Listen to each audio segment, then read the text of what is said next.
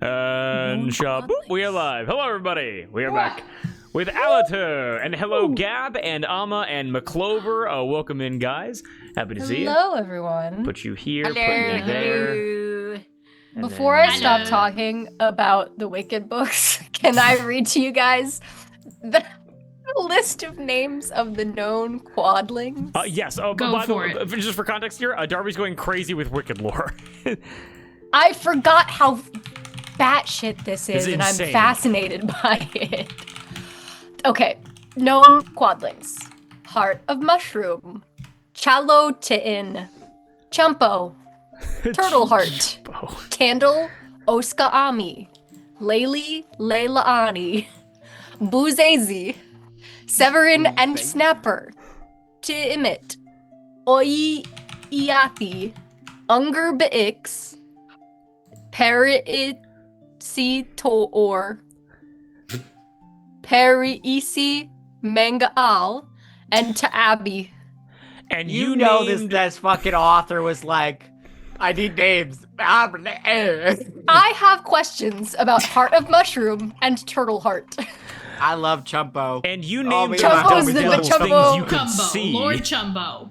Lord Chumpo. What is a Bernache? That has to be a real thing. Is that like a sauce? It appears to be Bernaise. Chumpo's job. Oh, Jesus Christ. Okay. All right. With that, is there anything? Okay. Is there anything else, Darby? anything else you got, Darby?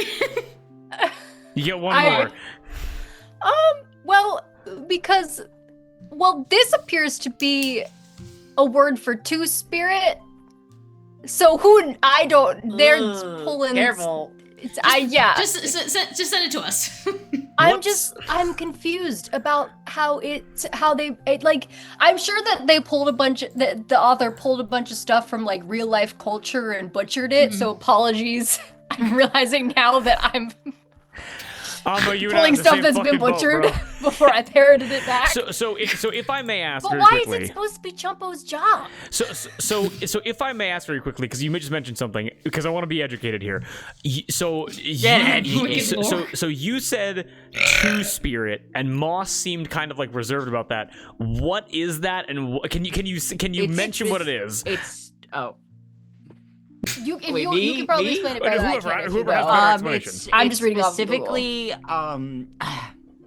it's a at its most watered down and most whitewashed. Okay. It is a gender identifier for specifically what you could say non-binary Native Americans.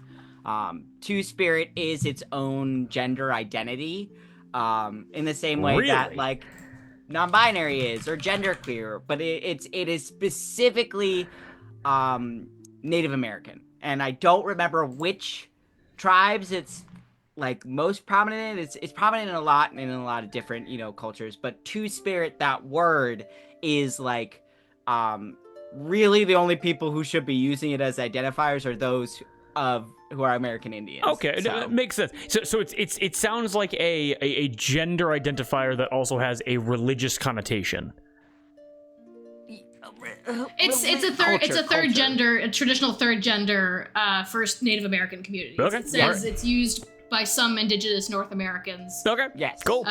Yeah. Learn something new. So I should not put that in a D&D game. No, just like you shouldn't put Patronuses in either.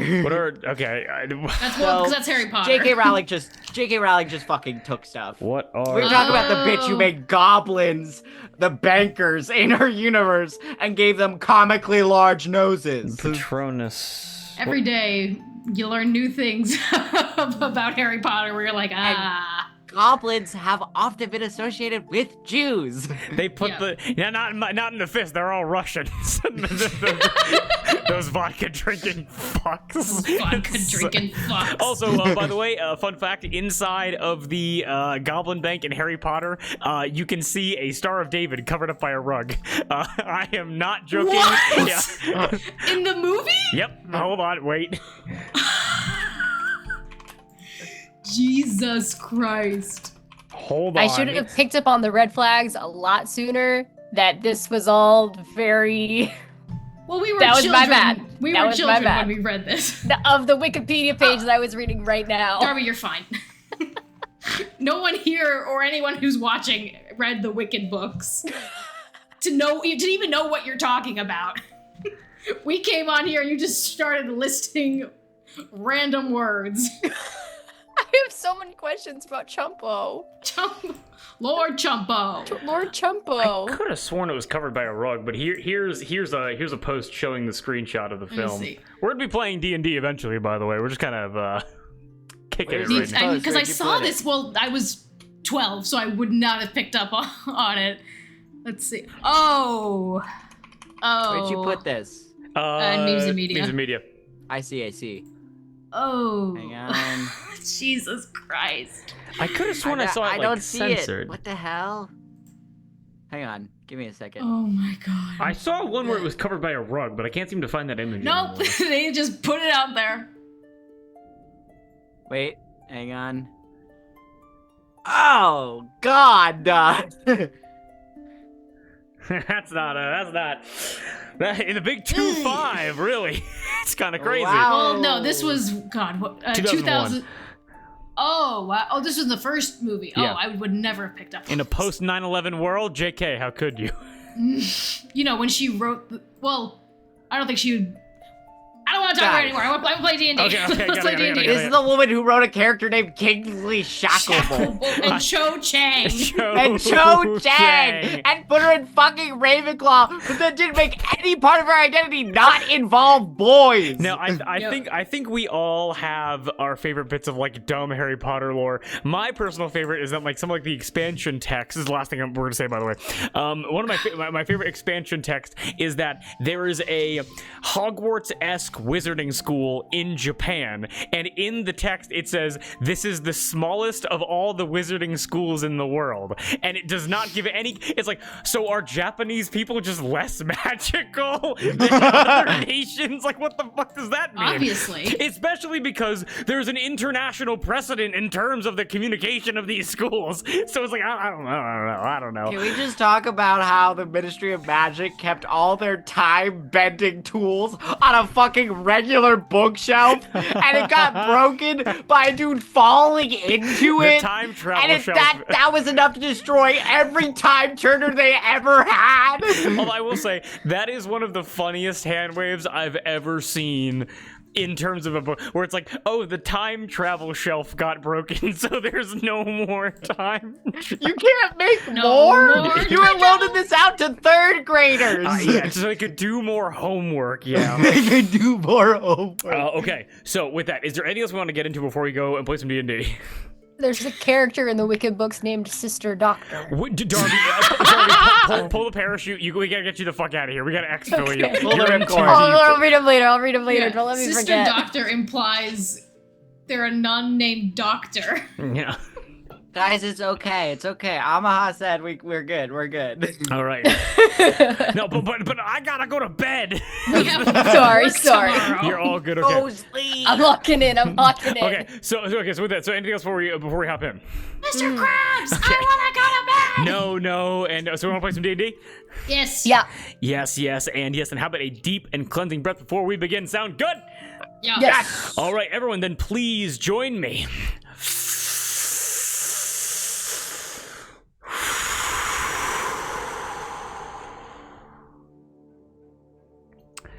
And everything after the breath is canon.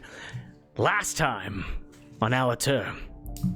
Coaster's awake now. No more Days of Our Lives music. No more intro. No more soap opera descriptions, as you guys have solved the problem of Udus. Last time on Allatour, a battle you could cry over. During the wedding of Spritz and Burke, Yasa's 6 spirals so rudely interrupted, followed in tow by Efrate, the Order of the Flame Blood Hunter, wearing the face of Winterscott Key. A battle commenced. Wax had to start the ceremony over again and wed the bride and groom. Cherie was locked in battle with Efrate, and Yasa was crop dusting everywhere as Hathor kept her as distracted as she could. But finally, Mazel Tov! Spritz and Burke were officially wed, awakening the dragon in the bowels of Uldus. You were able to watch as Kosar, in an amazing light display, broke free of his stone imprisonment. A four-legged pink dragon with massive wings off of his back, 70 feet long, 25 feet tall, is revealed to all of you as we jump into the tail end of the battle, as Yasa, on all fours looking deep into the water, Ifrit being rapidly surrounded by enemies as Kosar wakes up, as we are still we're at the tail end of this battle. We're not going back into the initiative order. All this is happening simultaneously, and with Cherie and Ifrit still locked in like flaming scimitars, sparks flying everywhere as Kosar wakes up. Yasa is basically incapacitated, and the floor is yours. What do each of you do? I think I'm on the defensive with Ifrit, just trying to like tucker him out. And I think at some point I would have activated a Crimson Rite, and my sword is now encased in ice, not in flame. As with our recent level up, I got Rite of the Frozen, which I'll activate on my blade. That's good. I'm gonna say go ahead and give me an opposed Arcana check very quickly. Oh. Wow, you only got to beat a 14. Fey Fiend Undead? Yeah, absolutely. You get advantage. Thank God. That's a 15. 15. What I'm going to say is that because you basically summon an element that's the opposite of Ifrit's blade, and Ifrit is very fast. He's like twirling in the air, like ding, ding, ding, ding, ding, ding, ding. Like you basically you're so quickly defending each of these strikes, but using this like order of the what is it? Order of the Frost? Rite of the Frozen. Rite of the Frozen. Blood. What the fuck is it called? The blood summoning? My brain is fucked. Crimson Rite. Crimson Rite. So I before locking up with him, I would have drawing the blade, I cut it across my cheek, dealing myself 2 points of damage. And then from almost like tears, the blood freezes onto my blade and spreads up to the tip of it. As your blade freezes, as you're able to lock up Ifrit's blades, can you tell me how you successfully disarm Ifrit of his weapons and deactivate his flaming swords? Ooh, I think the ice, as it spreads from my cheek to the blade and up, it spreads and completely covers my blade in ice, and as it clashes with his, it engulfs his flame and suppresses it, and it continues to spread down his blade to his hands, causing him to drop it as little like blocks of ice cover his hands. As it's like two scimitars locked against your sword. As again, Winter Scott Key and like his physiology, he's much shorter than you are, and so as your blades clash, you're able to start kind of pressing into him as like the blades go towards his face, as you just kind of begin to like loom over him with your size as as his fingers go numb, he drops both of his swords as his hands and fists are encased in ice, as he is disarmed, still on his feet, still mobile, but no longer actively attacking you. Sound good? And I just keep my sword at his throat. Sword at his throat, right there, with Wax and Hawthor. Hawthor with Yasa Six Spirals, hands and knees looking at her own reflection, that like the visage of what she looked like before this transformation, with Wax seeing this like dragon presented to you, exploding maybe only like 5 feet away from Spritz and Burke, still locked inside of a kiss. What do you both do? Oh boy. I'm trying to keep at least half an eye on the dragon, and I also want to scooch over to Hathor and tap a hand on her shoulder and cast a 2nd level Cure Wounds. I think Hathor almost instinctively like jerks away from you before realizing it's you. Sorry, it's me. Okay. have 14 Bad. hit points. 14? Hell yeah. Your boy's at 30. Hell There you yeah. go. And basically I'm like, but I'm not like turning my back on the dragon. I'm trying to keep an eye on it. Pink form, huge wings, very, very long, just kind of giant chunks of rubble, which would be like hundreds, if not 1,000 pounds, easily shaken off of this creature as it wakes up on this island inside of the basin. Healing spells exchanged, Yasa Six Spirals still there, still unmoving, locked in on like the fantasy that Hathor presented her. Is there anything else before like this dragon makes its first move? I think Hathor's breathing very, very heavily. Like there's the flicker of hot pink flame like dancing between her fingers as she's like trying to blink, and it's like almost like her eyes are stuck on pitch black, and she's just like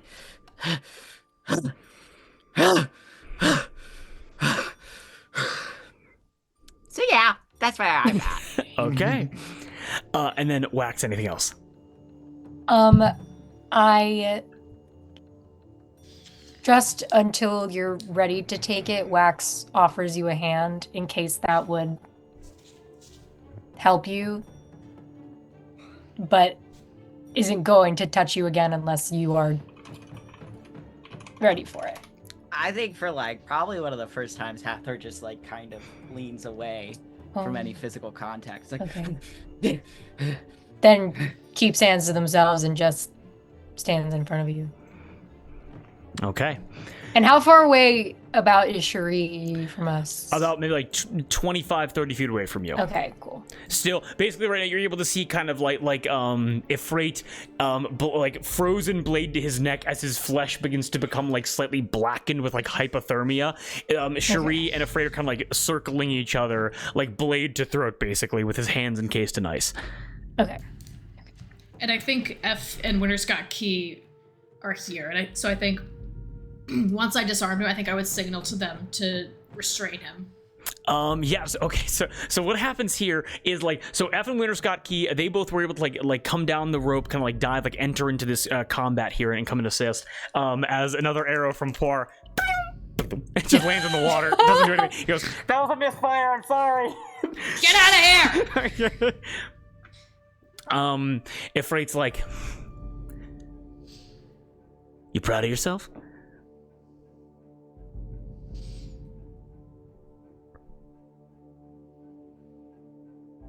Yes. Are you lucky that you're alive? You don't turn me into what you are, and I'll be lucky if I'm dead. Even if you kill me, the vampire lords of the Coven will not be as merciful as I am.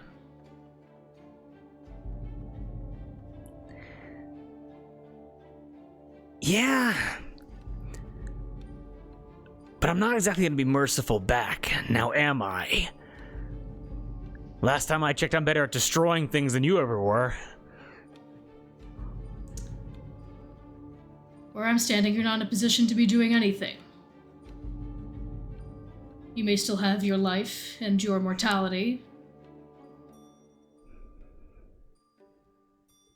but I'm still deciding about what to do with you. And yet here I stand.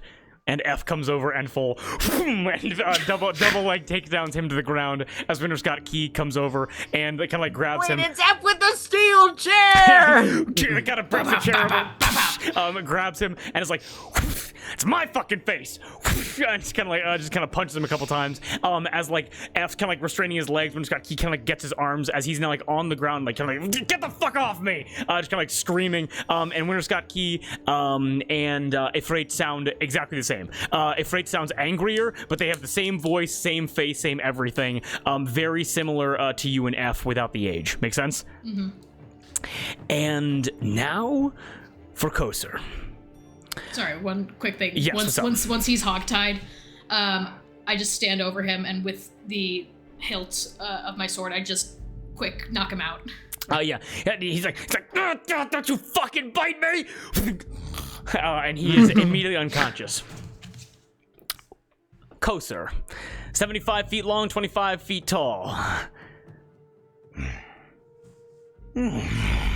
And he looks over to Yasa, enormous Baler of Hell near the water. Looks over to Hathor and Wax comforting each other. But he looks over to this pod of people.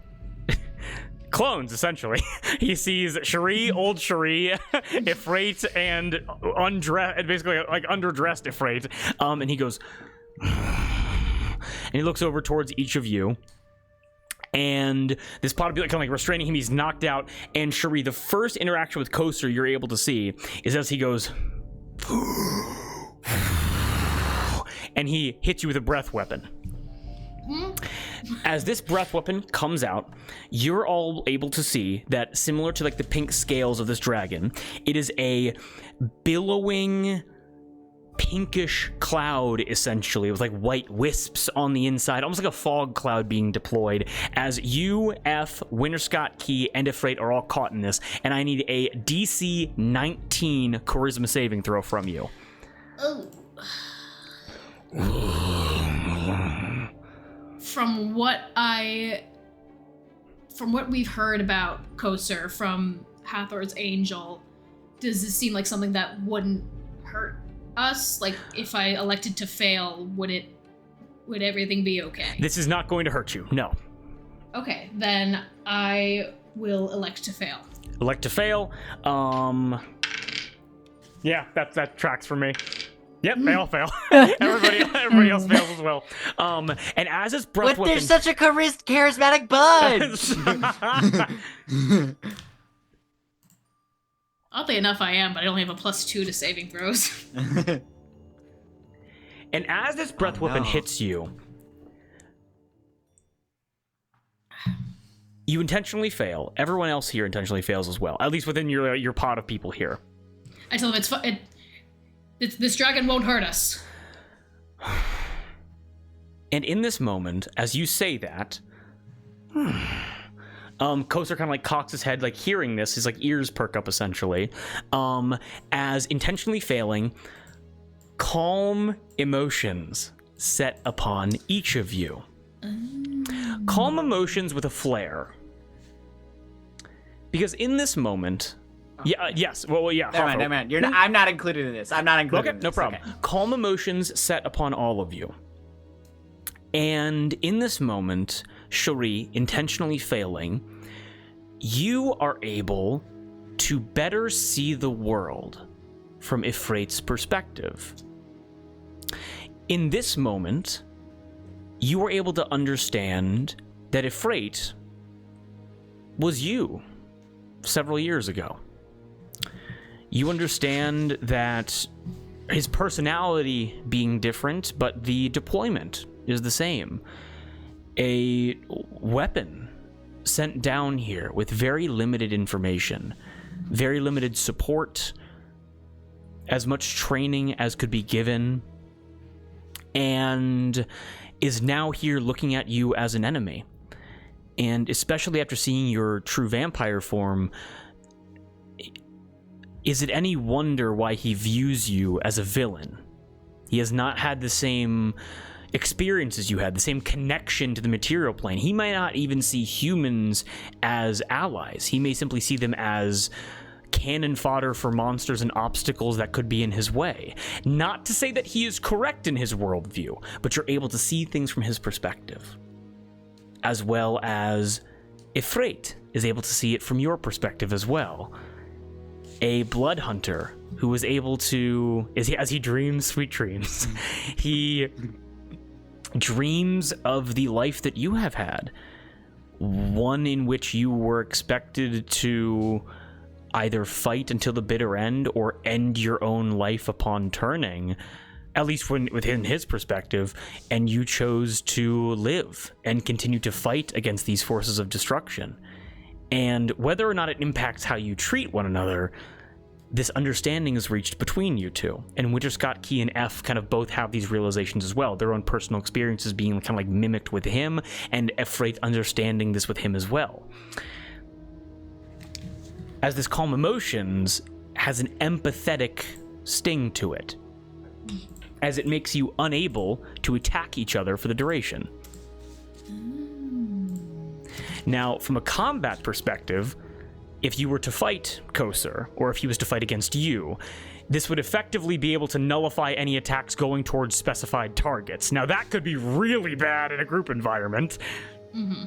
However, in this moment, it calms this arena.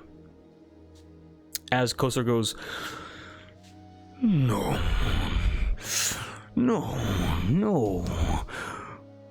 No fighting.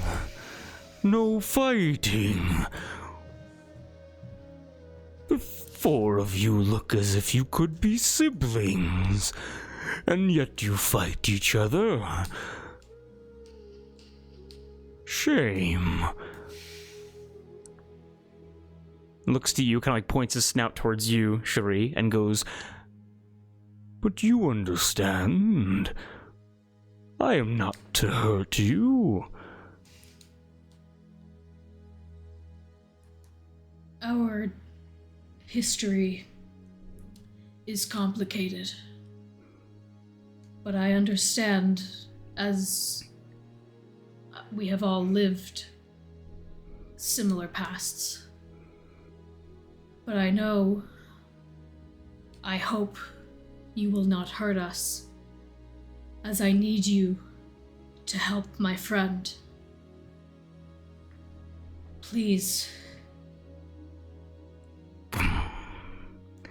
Like, rests his head back down for a moment, and he looks to you and says, You remind me of a friend. I feel like it has been a very long time since I have seen her. And the last time I saw her, she broke my heart. You care deeply for your friends. Tell me now, who would need my assistance? I point to where Hathor is and just say again, Please. Please help her.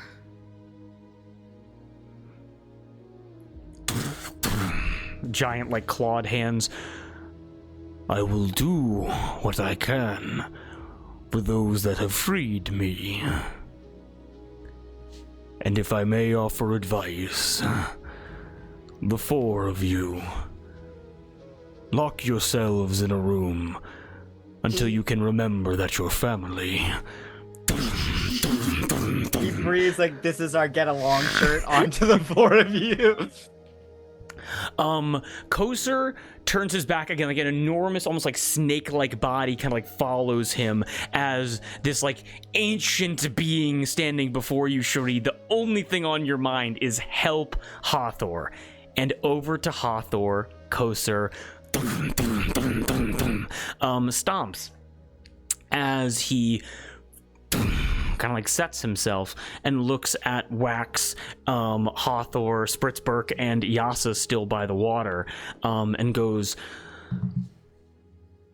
They have been kissing for quite a long time, as Spritzenberg are still like in the dip, basically. I forgot! They've just been wed. They're really excited. It's like neither of them have ever known how to kiss. It's a lot of teeth.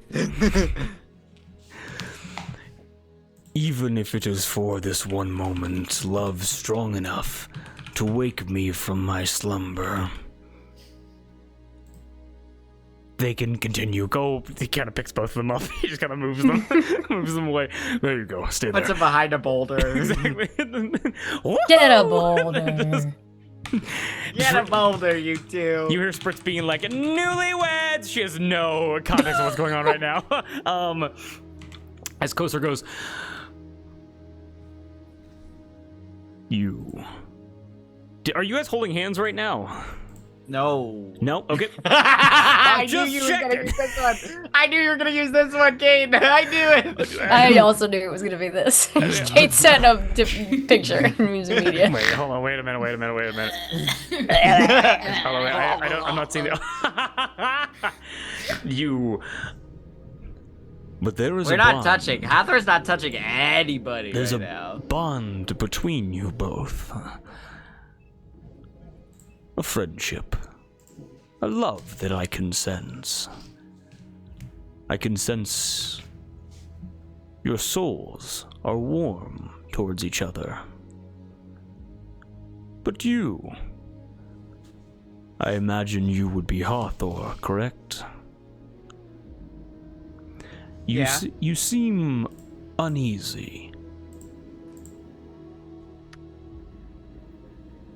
And like she blinks again, and her eyes are still just solid black, and like there's just there's like it's almost like she's like been struck by lightning. Like it's just there's this like palpable like a cat raising all of his hair off its body. Like just her magic is pulsing outwards in like a kind of way, and she's just like, I've been through a lot today. Difficult days. Oh, I'm very sorry. Feel what you must. Do not restrain yourself for me.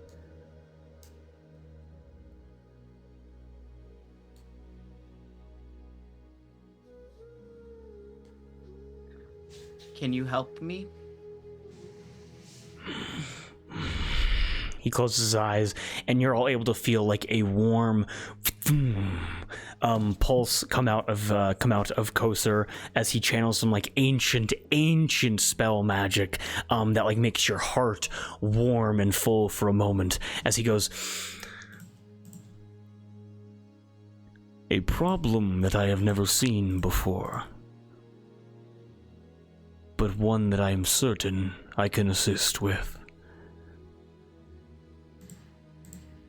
I never thought that I would be the one to say this, but Allatour, you have surpassed even myself. You have loved too strongly to your own detriment. Isn't that just the story of my life? Like them. Over there. The purple eyes, the black hair. I think you and I are similar as well. I would like them to be free, please. Who? Kind of gestures to Higgy and Wax and finally Cherie.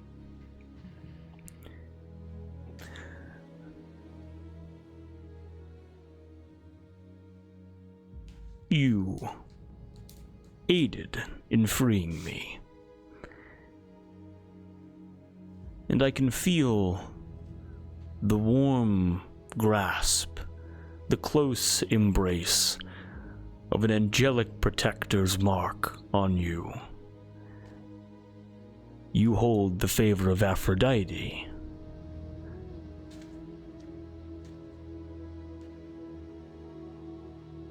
I try.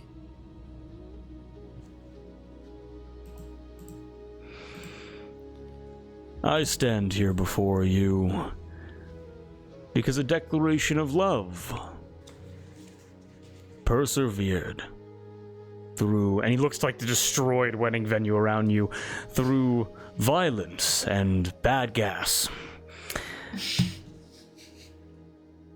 Yet it persevered.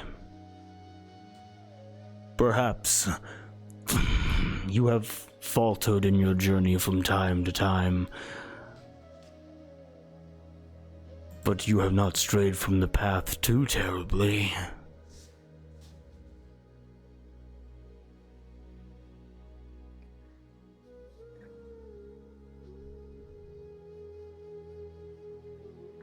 Please.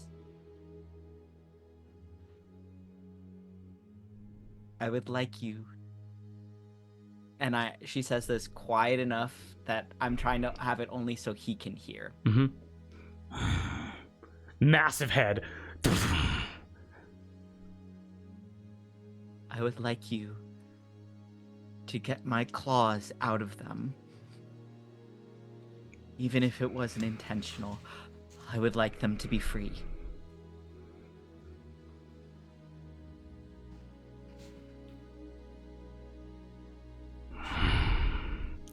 He brings his enormous head back, and he sends you a message spell and says, I literally cannot whisper quiet enough that everyone cannot hear. You and I must speak, though, because the only one that has claws here is me.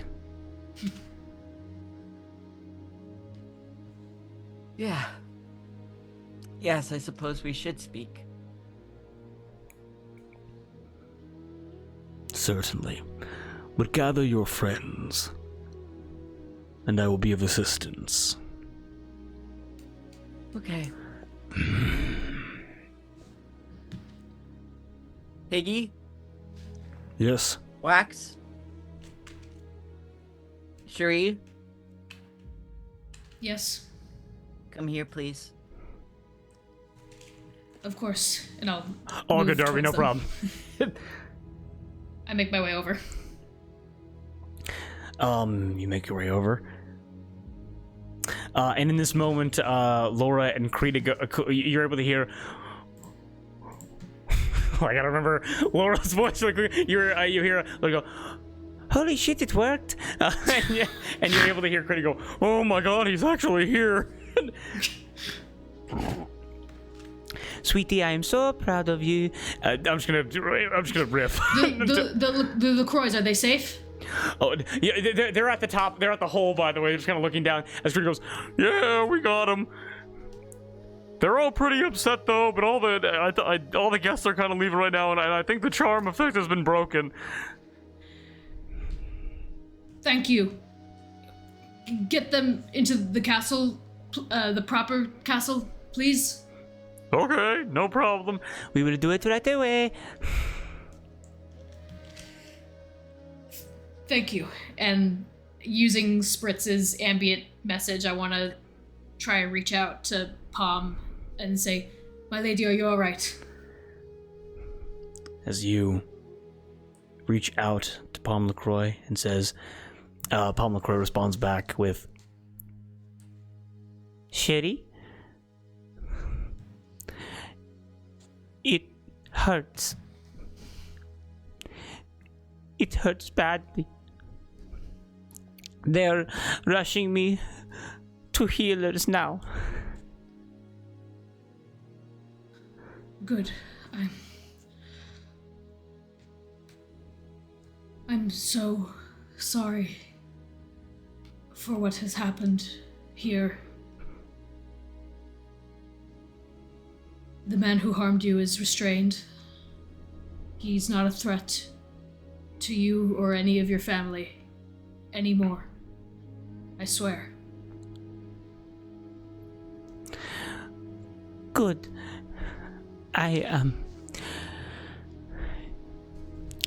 Shuri, my mother and my father, when you were so protective of me, they saw you.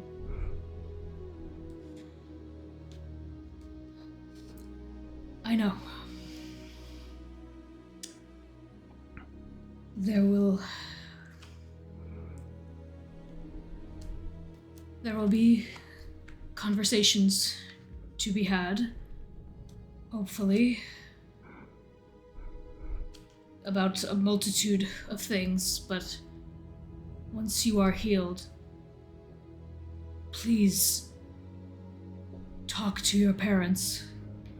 They will listen to you and hopefully not do anything rash and let emotions run wild. I hope so as well. I will talk to them and I will do what I can, but I think they are very angry with each other. And I'm not sure what I can do.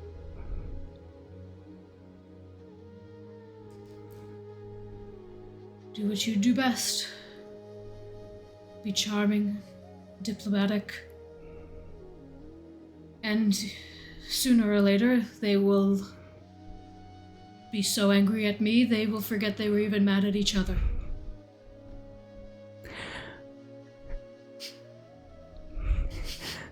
Wow. That is one way of putting it. We should also talk about some kind of exit strategy. Yes, because I can't imagine they're going to let me see you publicly. Yes, I was going to say I most likely cannot stay here long. I hope I can implore upon your father for any assistance, but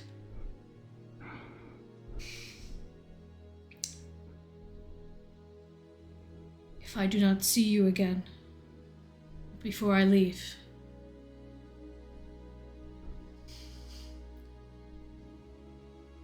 know that I care for you deeply.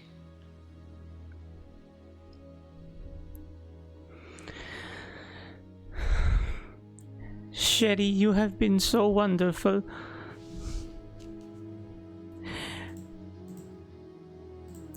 And I wish for you to continue being wonderful in my life. I feel so safe when I am around you. If I can have that for longer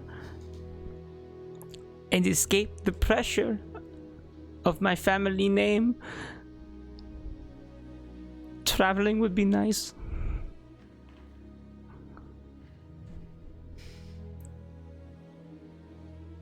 If you wish to escape,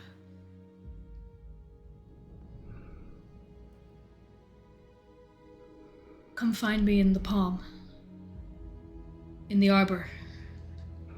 I believe that is the safest haven for us once we are done here. I will make arrangements for a charter right away. See what you can do. When the journey is done, yes. Yes, see what you can do here, but if they will not listen to reason, go to the Aphrodite Temple in Kipyup. Ask for a woman named Mary.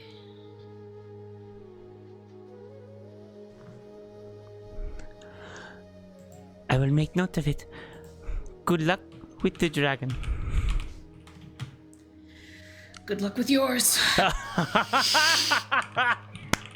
Okay. Welcome. No, Darby, that sucks. No!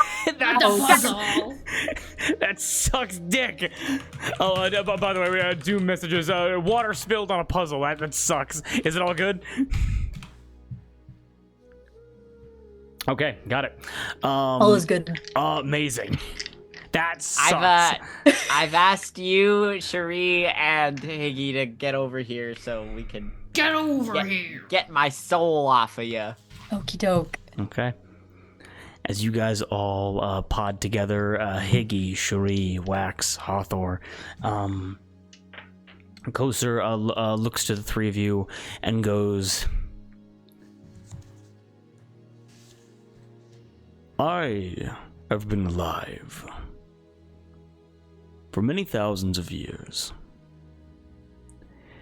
and yet in my time of existence, I've seen love in every form. I have never seen a love so selfless that one would put themselves in danger extra physically. A way in which is so strong that their love and bond creates a shield around others,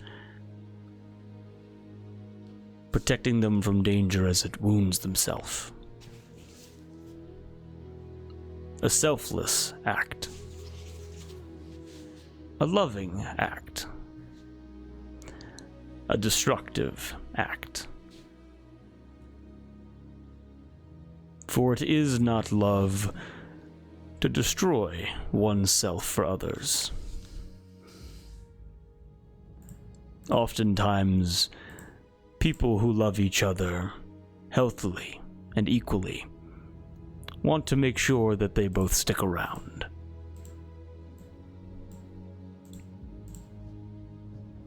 There is no fault here. But, as Allatour states, an issue that is to be rectified. May I? Please.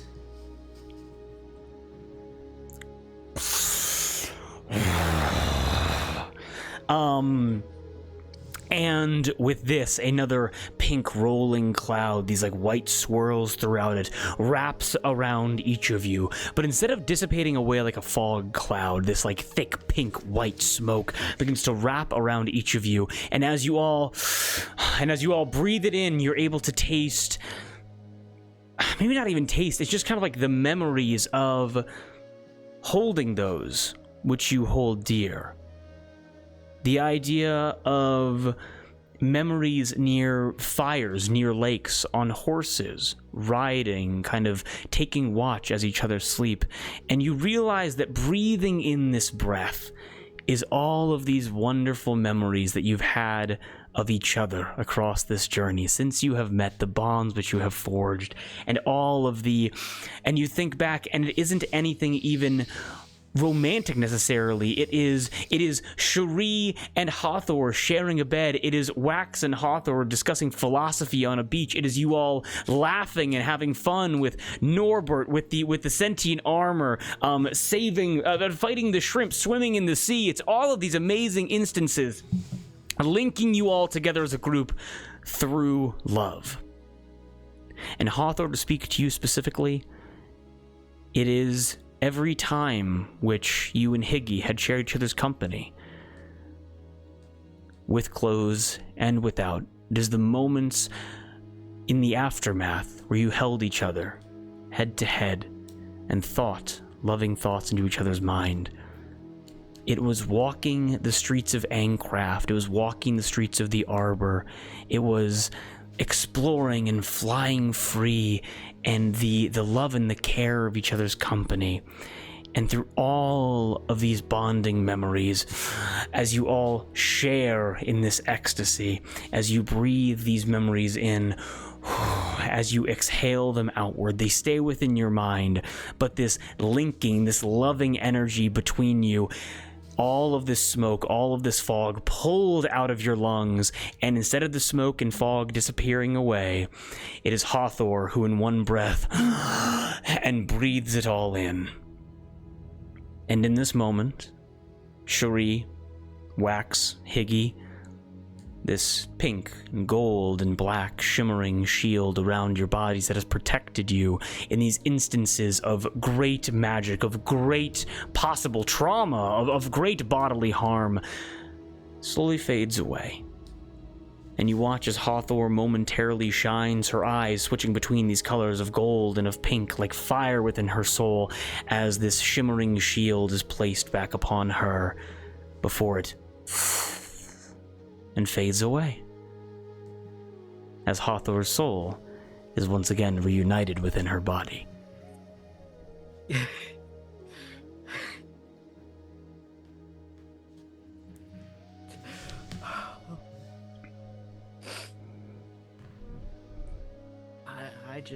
I sink down to my knees and I just grip tight to my own shoulders, like I'm trying to keep myself from flying apart.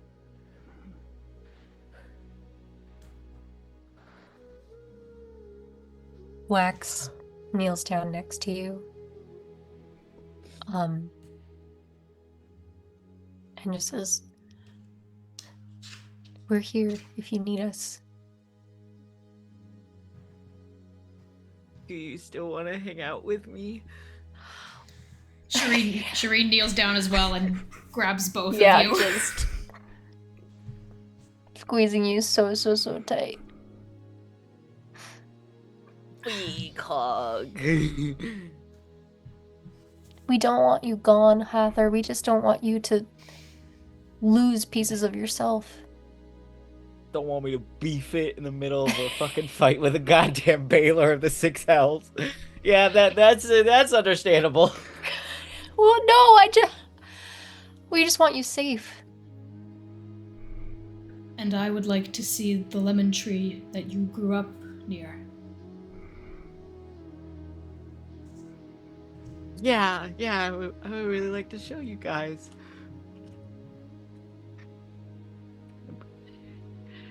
It's not like, right, like, it has like the haze worn off, like you can think for yourselves, like there's no me We could always getting think, in the way. We could always think for ourselves. Hathor, it's the same. Okay. I mean we could give it like a few hours just to really make sure too. However long it takes to convince you that we have been in our right minds this whole time.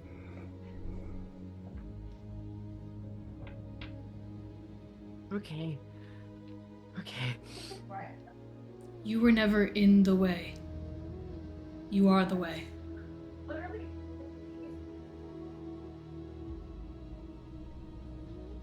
Oh God. Oh. I feel like I'm gonna black out. Oh my God. Ugh. I look up at Kosar. Thank you.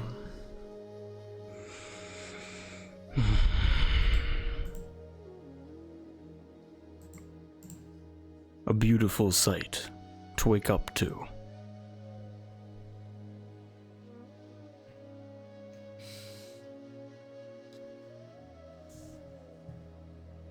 Where will you go now?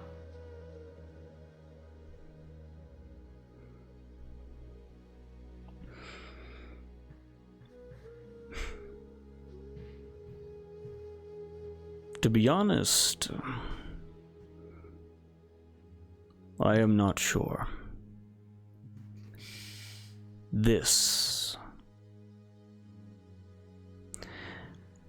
It is my castle. It is my home. Before it was stolen away from me.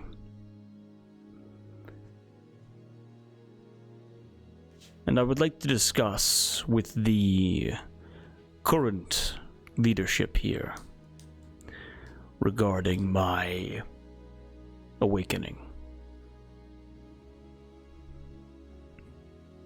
Are you even able to get out of here? I abhor violence. Well, I'm not gonna blast a hole in anything. Kosar kind of like, it's like insanely long dragon like circles the cavern here and goes, I would come and go aquatically, but also there used to be a grand series of doors that would open, allowing me to exit through the castle, escaping outward to patrol the nearby lakes and rivers.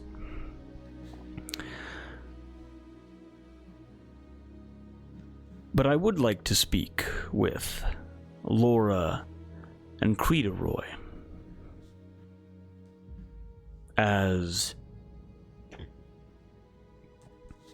I'm aware that it was their deception and treachery that had no small part in my slumber.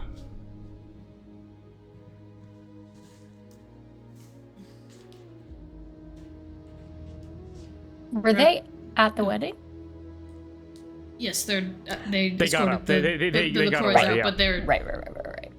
they can be summoned at a moment's notice, or we can go to them. How I long? imagine you would like to spread your wings. Certainly, yes. How long has it been since I have roamed the skies of my lands? 800 years? Yep. Yep. Oh. I imagine much has changed. Yeah.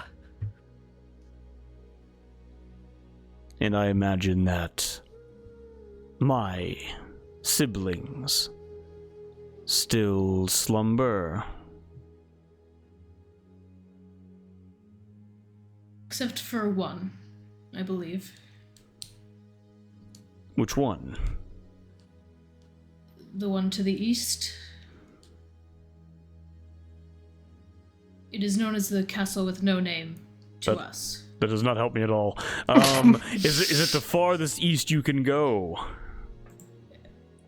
Above game, yes? Yes, it is, yeah. Yes, okay. Yes, it is. Rosalith, then. The Red Dragon of Passion. Is that Rosalind? Rosalith. Rosalith. And Did we destroy one of the dragons? Did you what? I'm asking this above okay, table. got it. I would, yes. Well, Yeah. we destroyed yeah. I mean, yes. Just destroying that locket destroyed the pocket dimension in which the dragon was being kept. so, yes. So yes. You don't have to bring that up just yet. I feel like we should bring it up soon. Yeah. What was the name of the castle that Rosalith owned, ran?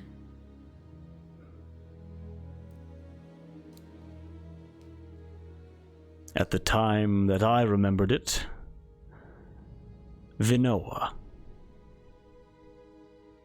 And how do you spell that? Vinoa. Yes.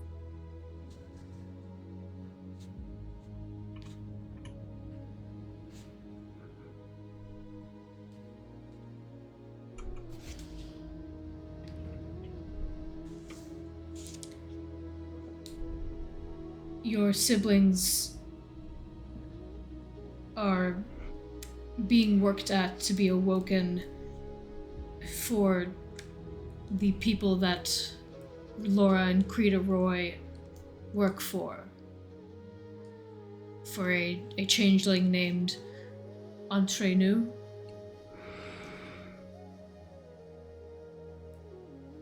Yes. The ward of Cindy. Cyndi. That's the name of our synthetic cadaver at my work. Incredible! Cindy, You said ward of Cindy? yes, similar to how Laura and Creta were my second in command. Entrenu, between us, was the ward of the head dragon, my eldest brother. The castle in Trey was the capital 800 years ago, and if my understanding is correct, is the capital now. Still is, yes. Yes.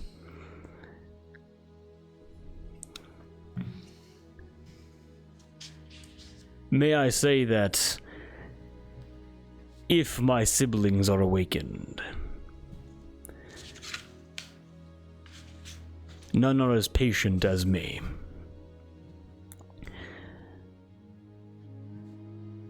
I don't find rage to be satisfying. In fact, I abhor violence.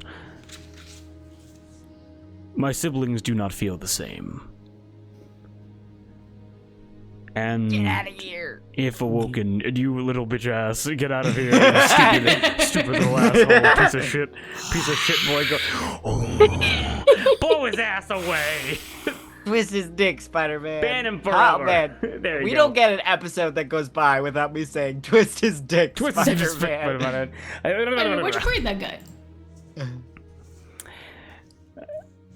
I imagine that they would like to take vengeance on those that have taken their home from them.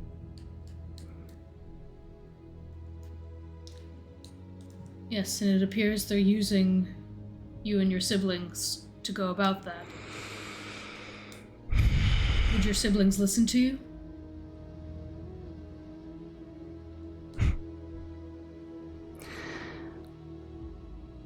In matter of politics or family, when does the most tempered voice speak the loudest? Although, in matters of individuality, I could head to the east and calm Rosalith's passion. Whatever destruction, whatever unease she has wreaked upon her lands in vengeance, I could see if I could bring her to reason. I think she will understandably be very, very angry. I didn't want to say anything. 8 centuries is no small amount of time, even for a dragon. With a recent betrayal under the belt as well, yes. And although I awoke from the haze,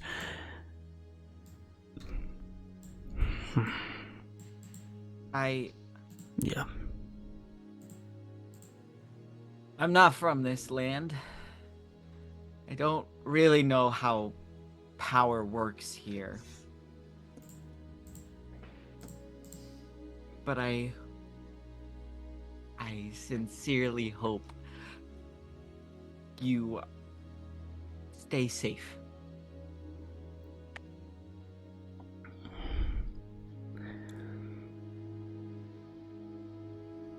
I doubt there is much that could harm me. Except for the 3 that I am staring at now. What? I sheath my sword. Powerful adventurers, the 3 of you. To free a dragon is no small feat. To show mercy, to trust and extend a hand to an olive branch, to what I can only imagine is perceived as a monster that takes more courage than to strike first.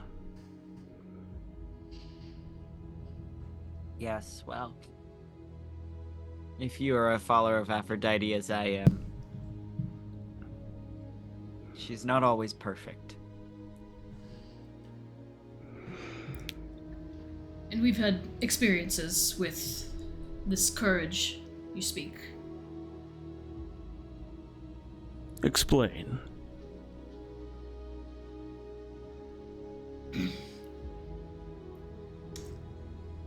I have learned to show mercy and extend a hand to beings I once thought monstrous.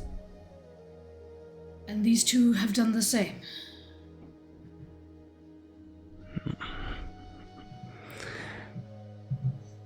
I don't know what you're talking about. I was always perfect, so... Joking. Clearly joking. I meant the 2 of you with me.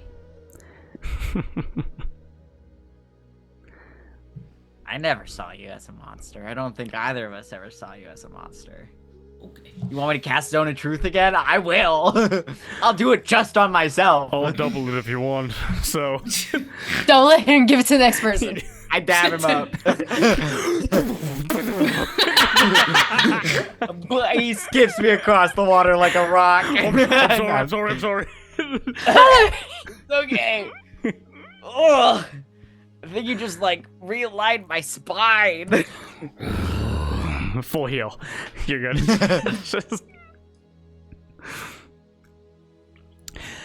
In even 800 years ago, there are those that would call such developments in the Fey plays that I would see. They would call such changes, such growth, cliché. I've always thought of them as very satisfying. Happy endings, improvement, even listening sits right on the tongue.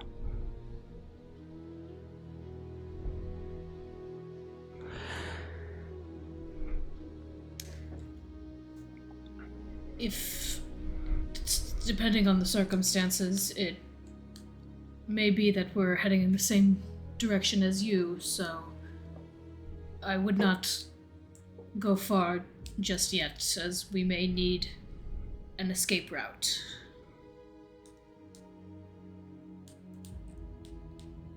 All right. I wish to make it clear I prescribe myself to pacifism. So although I can act in a calming, healing capacity, I will not raise my fangs or my claws in anger towards another being. Of course. Well, if you wish to speak with the current owners of this castle, then that may aid us greatly, as many people in this castle are very angry and upset with each other right now. He kind of looks to you, Shuri, kind of like squints his eyes. He looks to the three of you and goes, I will speak to Laura and Krita, as they have wounded my heart deeply. But in matters of humanity, I will leave that complicated business to the three of you.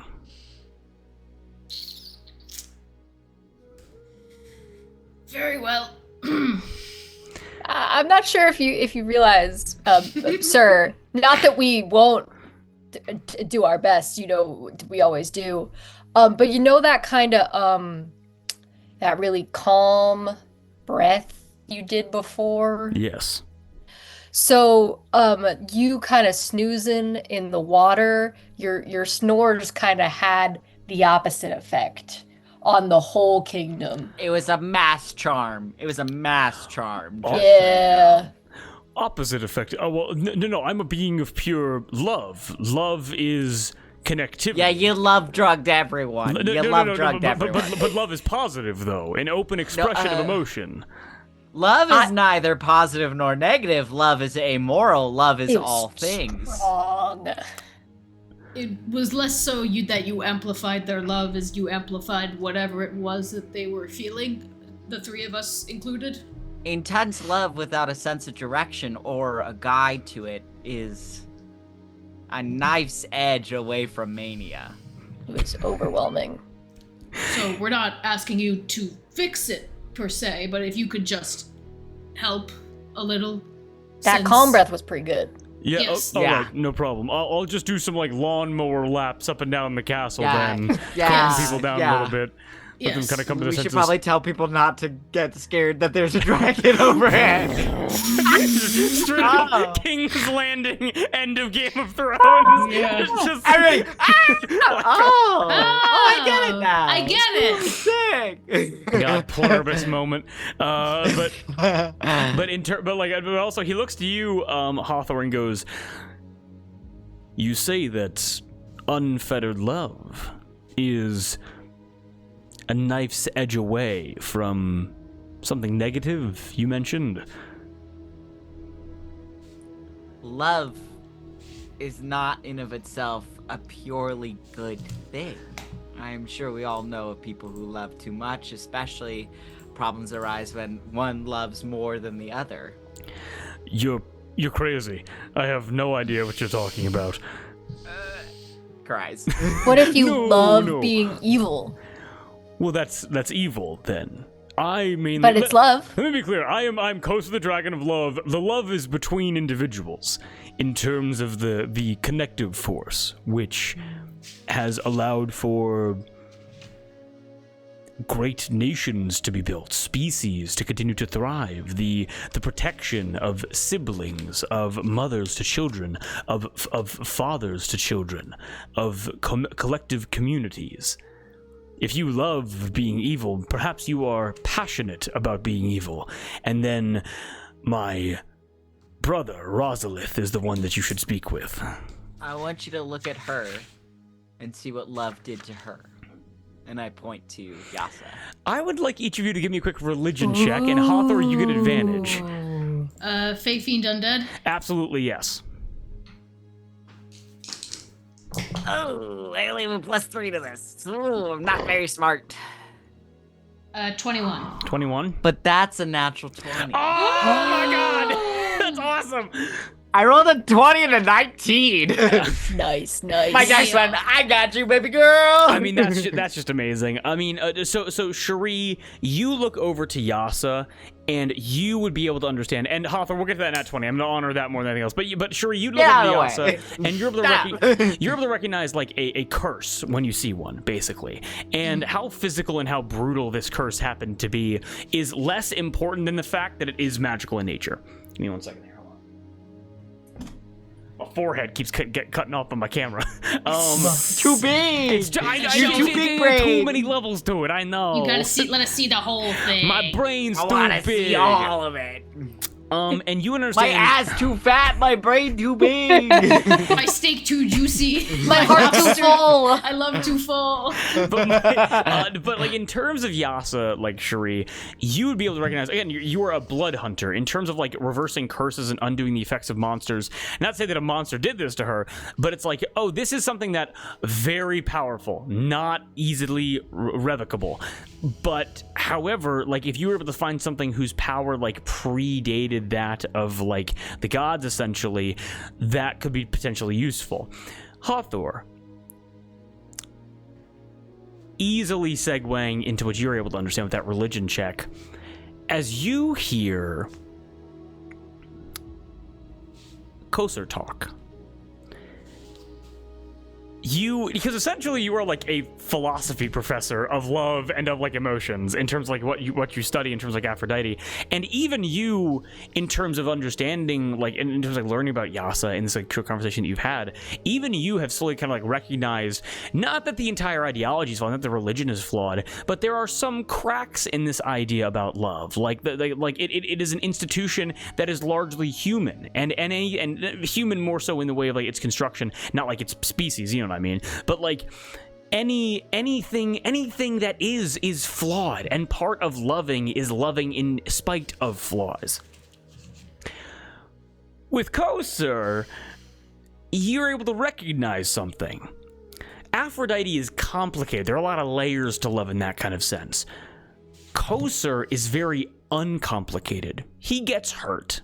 He can be betrayed. He can feel negative things. But Kosar is a being of pure love, of unadulterated love. And Hathor, that nat 20, what you're able to recognize is Kosar agrees with Aphrodite. He's not like any kind of like enemy. Kosar isn't a servant of Aphrodite either. Kosar is something that predates the god's existence on this material plane.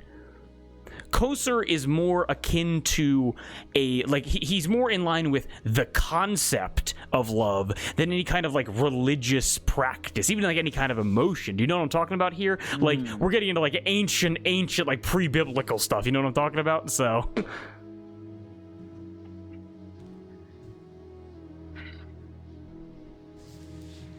Devotion and love, if not guided correctly, cause a great deal of harm. How many tragedies have been written about people who fell in love with the wrong partners? How many folk tales of Cupid misfiring that bow into someone's back? Love unifies. It also divides. It is all things. Through love, we are able to accept the imperfect. And so, you are love. but she is too. Yasa. Cow skulls, 6 spirals here. Like those glowing orange, hateful eyes. As Koser goes, falling in love with the wrong partner. Cupid's arrow misfiring. And like he's understanding kind of what you're saying here as he like enormous kind of like snake-like body kind of like moves over top of you guys towards Yasa, and moves like over to her and goes, families torn apart by love of king and country, by the love of duty. Looks back over to Cherie, F, Winterscott, Key, and Ifrit.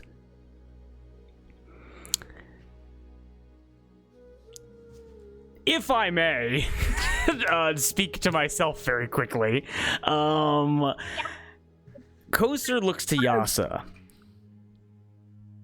Koser goes,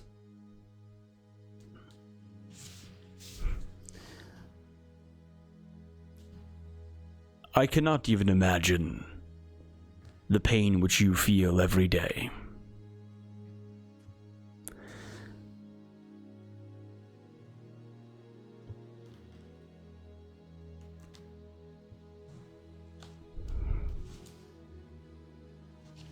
Whatever happened, it clearly wasn't fair. And I apologize.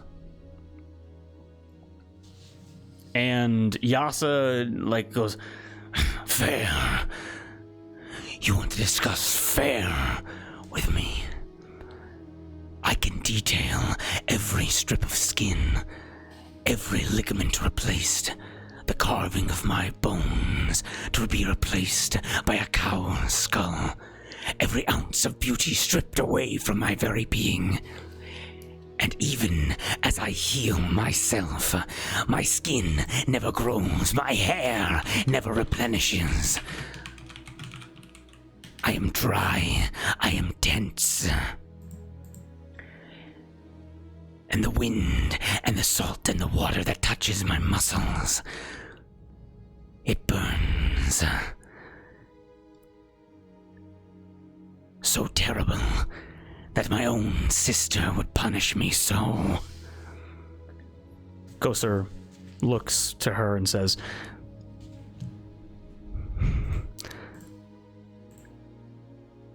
my brothers and sisters and I have had our share of spats with each other.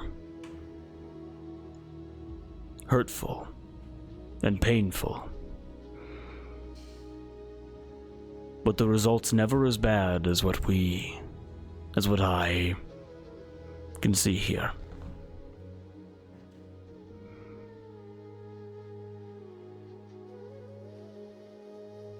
You wish to... He kind of just kind of looks at her for a second and he goes, you have a passion for punishment. You have a passion for justice. Do you love punishment? Do you love inflicting such pain? And Yasa's taken aback for a moment, and she stands, she like collects her whip, collects her enormous great sword, kind of like resheaths her weapons, and she says, violence is no stranger to me, but it is a chore to be carried out without love or hatred. You simply do what must be done. And I was punished for cleaning my home of filth. Stopped only by my sister.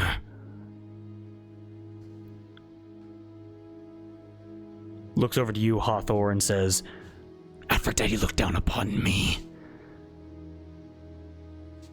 and was disgusted by my actions. For the destruction of those that wish to put others in chains. But Aphrodite, well, she thought there was still love within them, that they could be redeemed, that they could be brought to see the wonders of the world, hold arms with those that they put in chains like brothers and sisters and mothers and fathers and children.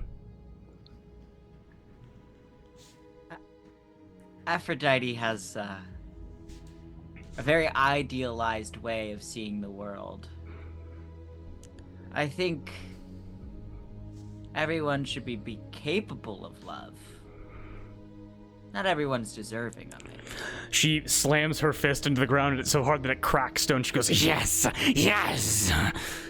But that is not to say we, as beings capable of love, should ever move through this world like we don't have it. If I moved through this world like I don't love, I would have killed you. I would have let you die with that cow skull as the only memory of your face.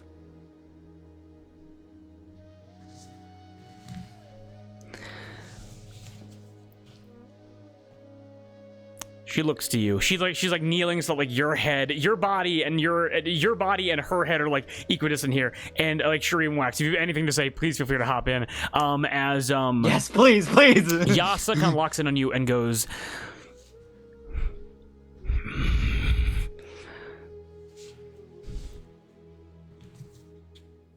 To speak honestly about your mother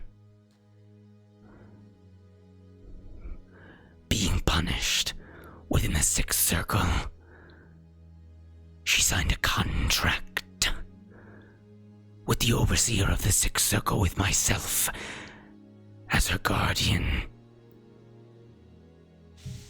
sent to the material plane to test the metal of those that would be judged upon their passing,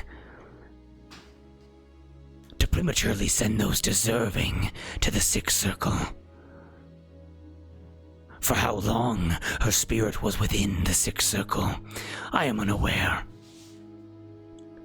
But she broke her contract, went back on her word, and hid within the temple of your father. Used the seductive abilities which were gifted upon her, the mortal form which was gifted upon her, to create you, to give you such power, such union of demonic determination and angelic care. I look upon you with nothing but envy.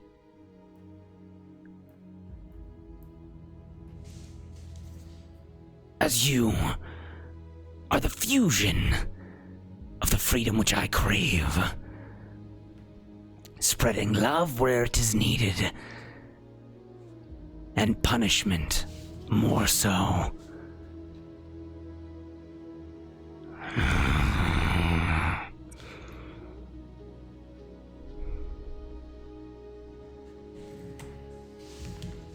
Tell me, are you unable to exist without a god to serve?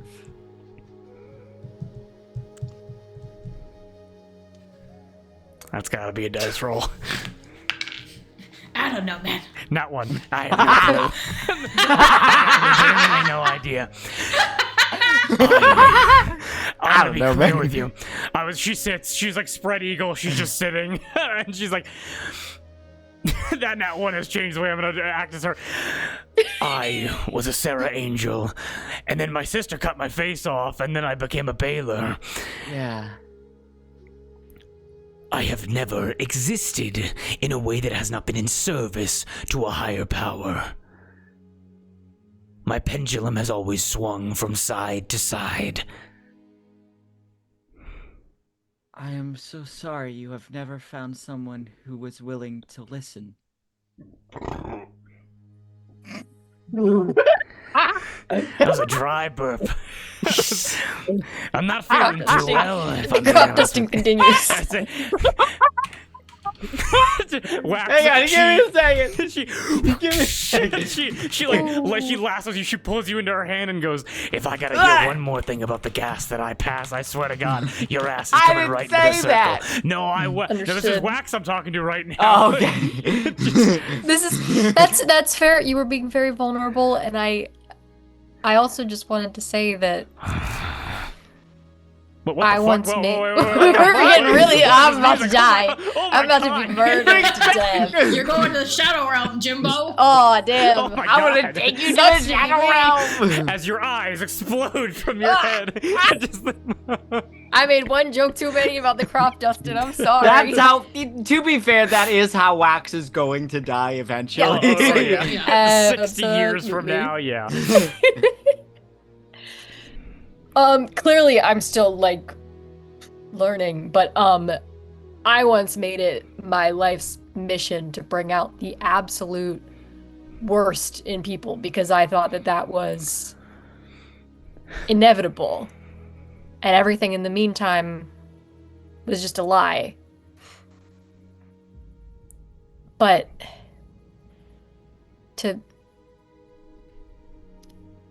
to finally trust anyone, you have to give them a chance to earn it. And I think you need to put that trust in yourself. That you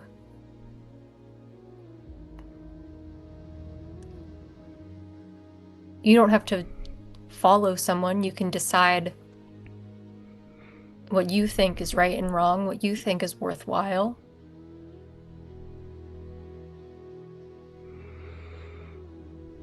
Give yourself a chance instead. You don't have to live a life of punishment. I mean,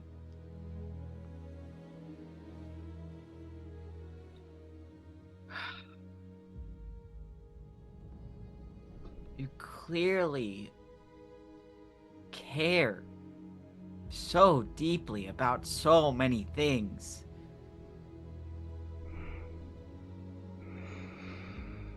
And whether I like you or not, whether I love you or not, I respect you.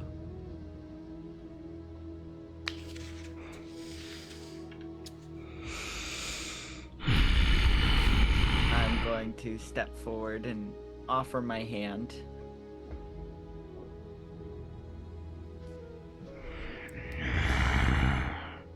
She puts Wax down. Nope. You didn't get off easy. Your thighs are now chapped. Oh man, that sucks. I'm really Chub dry. rub! I'm a dry kind of person. Yeah, I've forgotten that.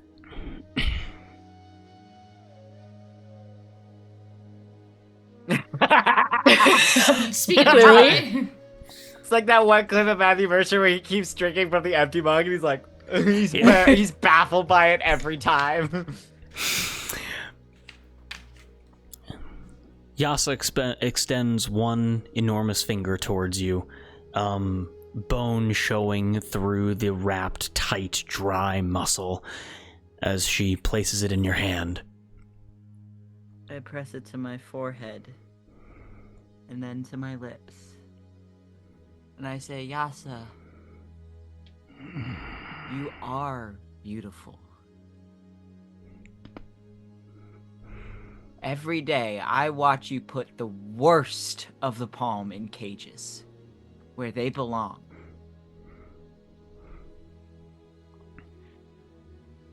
And every day that my mom can't go outside, she tells me it is not your fault.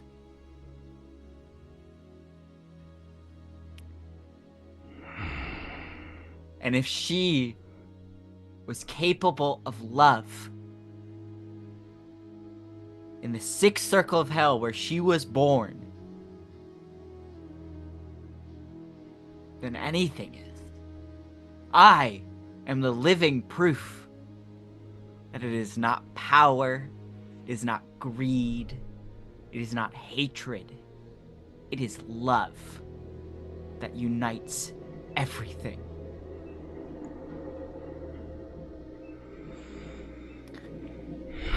I think it's time you started living for yourself. And I think it's time you had a chance to explore this world and see where you want to be in it.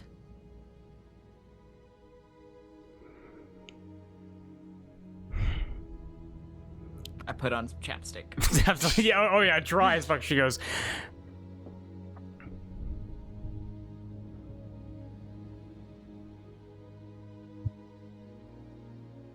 You three have done me a great favor by not declaring me your enemy, by not slaying me, by not having this dragon use his power against me.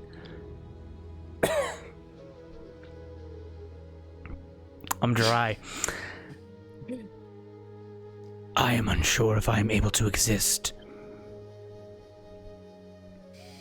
without a god to serve. I'm not sure it's in my nature.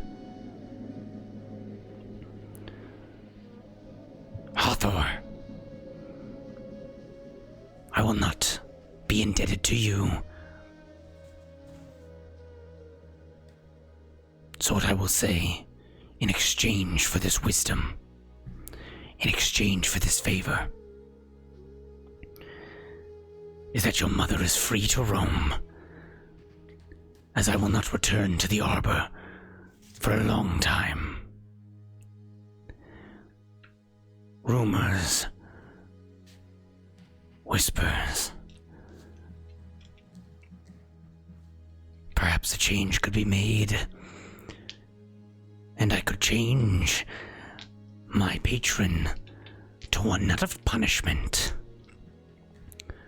but of justice. But that is a journey I shall tackle on my own.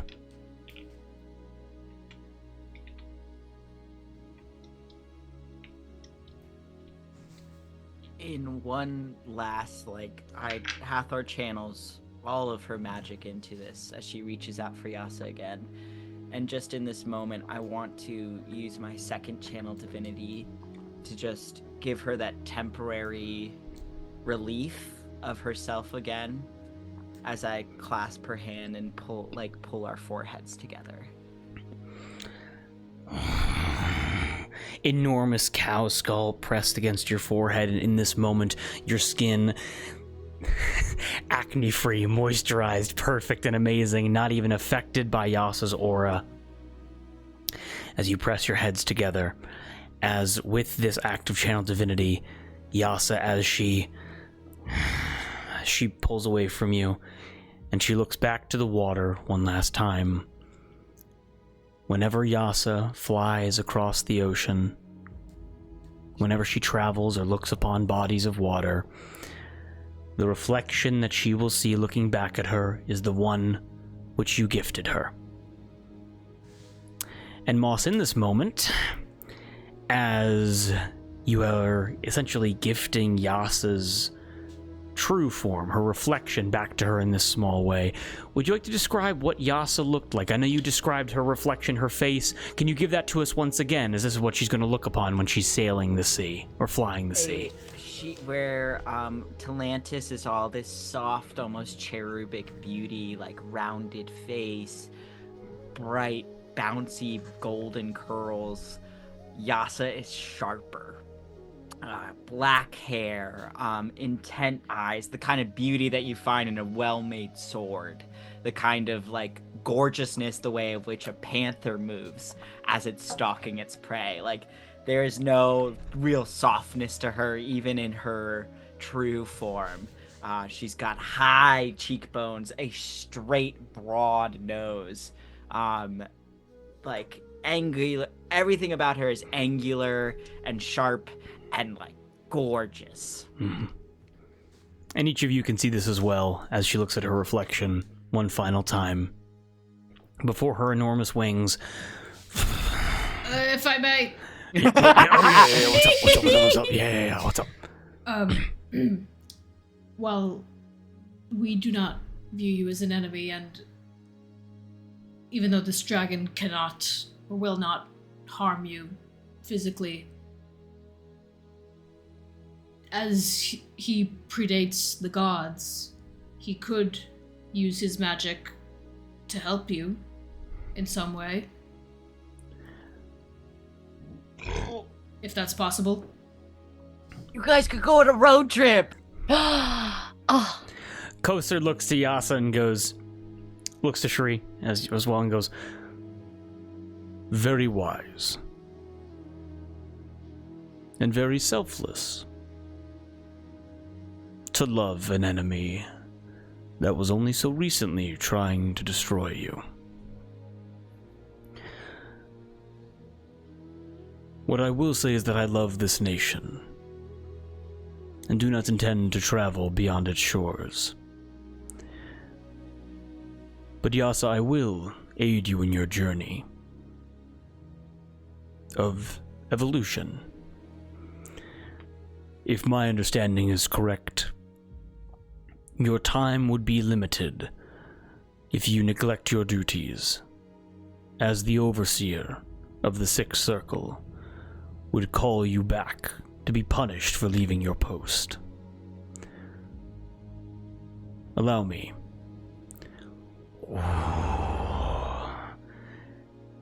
Swirling pink and white clouds cover Yasa for a moment as she's resistant to it at first before she breathes it in. The nostril holes of her skull, they sucked up and inside until this like ambient pink and white cloud dust overtakes the sand which falls off of her as Kosar goes, that will shield you from the gaze of the overseer.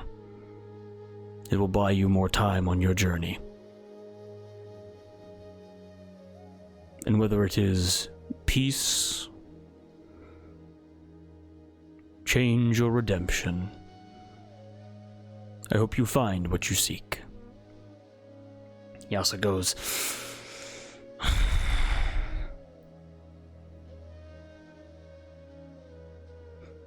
I hate being in debt.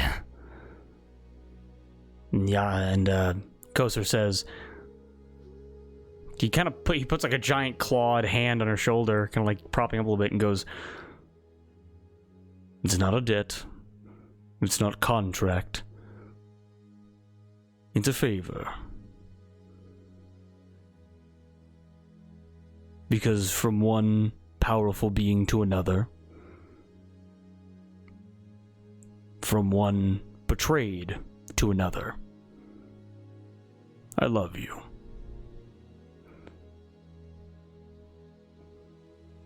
Yasa kind of like puts a hand on the dragon's head.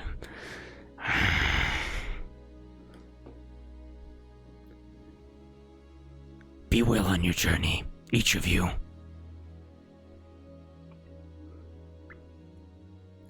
And thank you.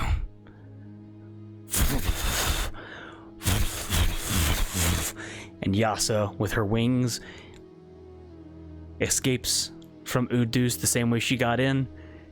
A hole through the castle, back up into the sky as an orange scar appears in the sky as Yasa will continue her story in due time. We'll see if she ever comes back. As Yasa exits Allatour and Palm in the Fist. And with that, we'll take a very quick break. Heather passes out. man. Heather fully. I got you. Oh my goodness. Yasa 6, but we're having fun so far. Oh yeah. Yes. Oh yeah. Yasa 6 I would pounds, take- everybody. One last good look at the makeup, because I'm washing my face after this. Hell yeah. So It yeah, looks that's, very nice. that's It Yasa. does. Oh my goodness. And that's You Kosar. guys killed that. Oh, yes. Oh, incredible job, Yeah. each of you. You're the best players in the fucking world. Hopefully I did. Tish. Okay. We were watching the fuck out of our You're shows. good. Hush. You're good. But yeah, so yeah, and that's Koser, by the way. Koser, by the way, go pee if you need to. We're gonna go to break very soon. Yes, absolutely, go wash your makeup. But yeah, Koser, some pros and some cons. Willing to help, willing to calm, but a pacifist through and through. Will not aid in any violence against his siblings, or towards any enemies, fey or human. So. Does that mean if he's there and we happen to do some violence, he's like, we're not cool anymore? No, Or he's just I won't do it. No, so he's more so in the way of like engaging with Ifrit. He will do his best to like stop it and to give. So my idea for him, if he was an enemy, was let's say you were fighting. And again, totally hypothetical, in no way going to happen. Let's say you're fighting 3 dragons at once for some reason, and he saw you like attacking his siblings. Totally hypothetical. He would do that calm emotions as a way to designate one of those targets as they cannot be attacked for a round or 2 or whatever the effect would have been. Okay. As a way of being Understood. like, do not hurt the people I love, basically. And he does his best to like mitigate conflict where there can be. And again, it is a flawed ideology. Like you can't like Aphrodite, as fucked up as that was, and the Yasuo story is.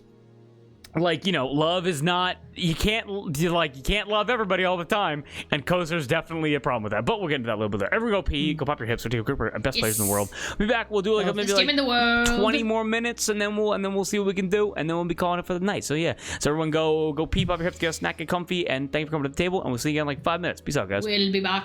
We'll be back.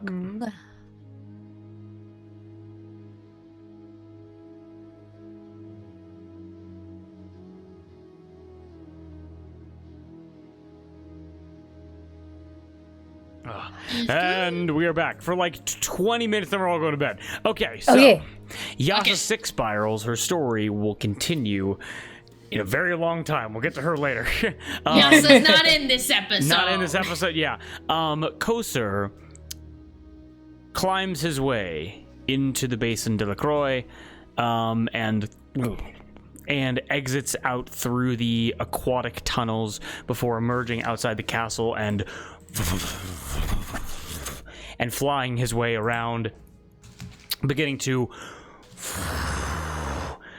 breathe his breath all throughout the town and all throughout the castle to calm the citizens down, to nullify the effects of his love potion-esque water, and bring the city back to a peacetime.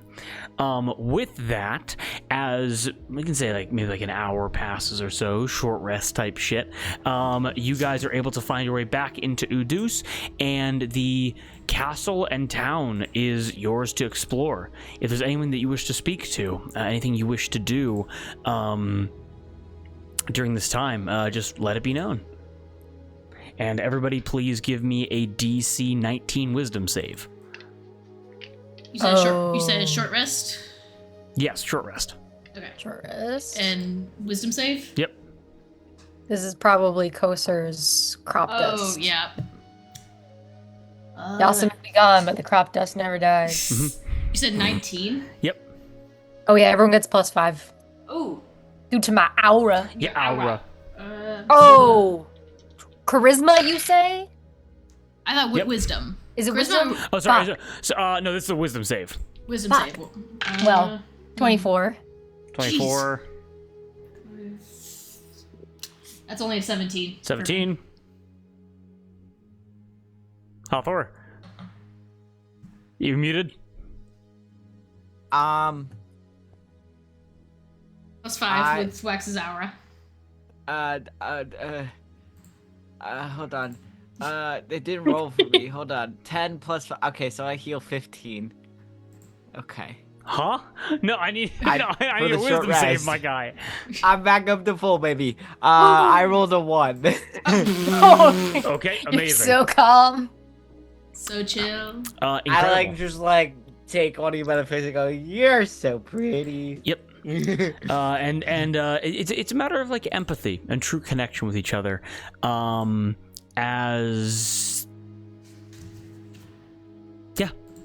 Okay, got it. Wisdom save. So with that, what do you want to do? What do you want to explore? What do you want to do in the castle?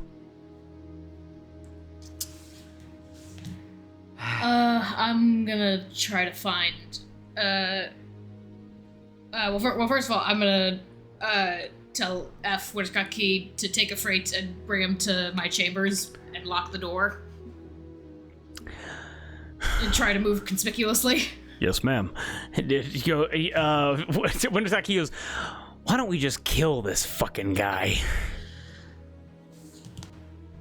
Did Well- you also get hit with the empathy beam? Yeah, I we- just we- don't care. Well, we were instructed to lock ourselves in a room and not come out until we realize we're family. So, please, for now, abide by that first part of the dragon's rules. I am going to go find Duke Georges and see what I can do about getting you out of here. Great. Great. No problem. Can't believe I'm doing what I do to my daughters, to myself and my twin. He gets Efraith on his shoulders and we'll carry him off to your chambers. And I'll have F go with them as well. Right away. Not a problem. F follows behind. Okay, so that's Efraith taken care of. You're gonna go see Georges, Cherie. Mm-hmm. Yes. Wax and Hawthorne. Anything you guys want to do? If they're not too busy making out, I would like to talk to Spritz and Burke. They've been making out the whole time. Fritz is straightening out her dress. Her hair is like all like smushed. Her like lipstick's all over the place. With like Burke kind of like his tie is like all wrong. His jacket's all wrong. As they're kind of like back up in the castle as well. As you're able to find them. And Hawthorne, anyone you want to chat with? Can I fly? Yes, you can fly. Laura is like, Laura, enormous swan folk, comes up to you and is like, you woke up Corsair. Yep. I'm going to give you a pass to fly. Yes! Thank you. But just know you do it worse and uglier than me. Sure. Yeah. I'm sorry, I'm really tired. Yes. Okay.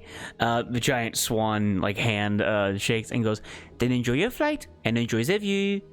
Mm-hmm.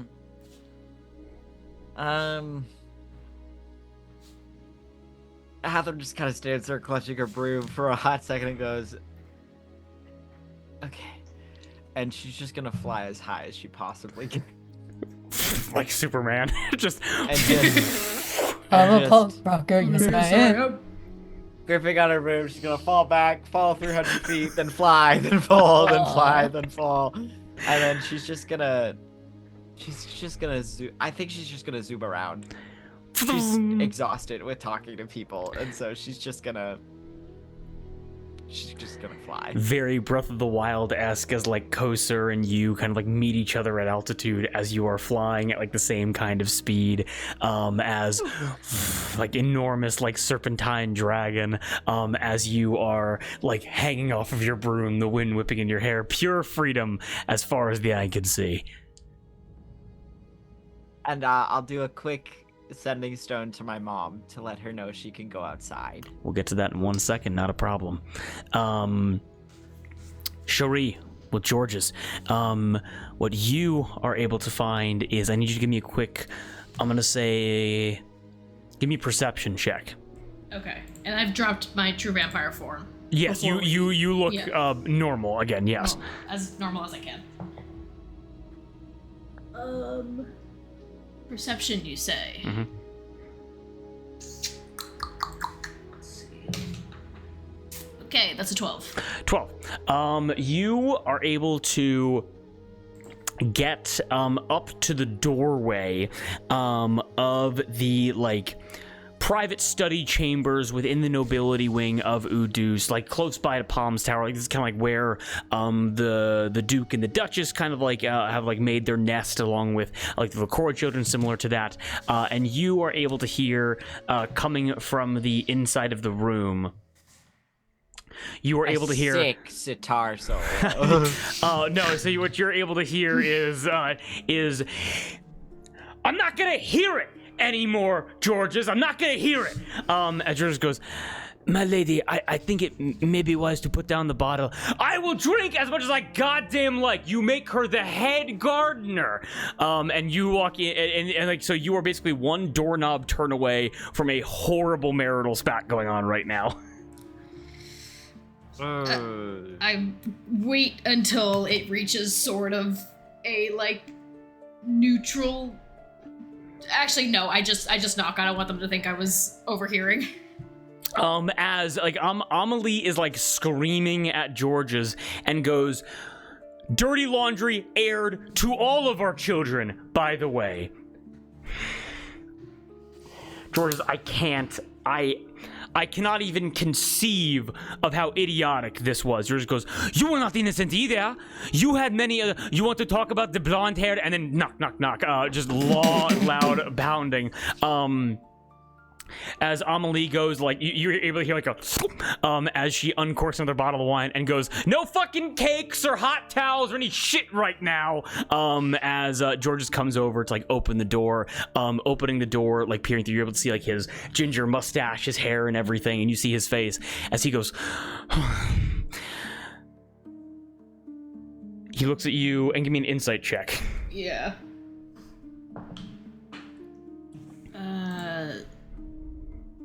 16? With a 16, there's a slight bit of fear to him as he looks at you, as not like it's going to overshadow how he communicates to you, but you're able to see in this moment for just like a split second, he sees you in your true vampire form in his mind. Make sense? Yeah. Has he opened it all the way or just like opened it a crack? Just enough that you can see. Actually, give me a stealth check.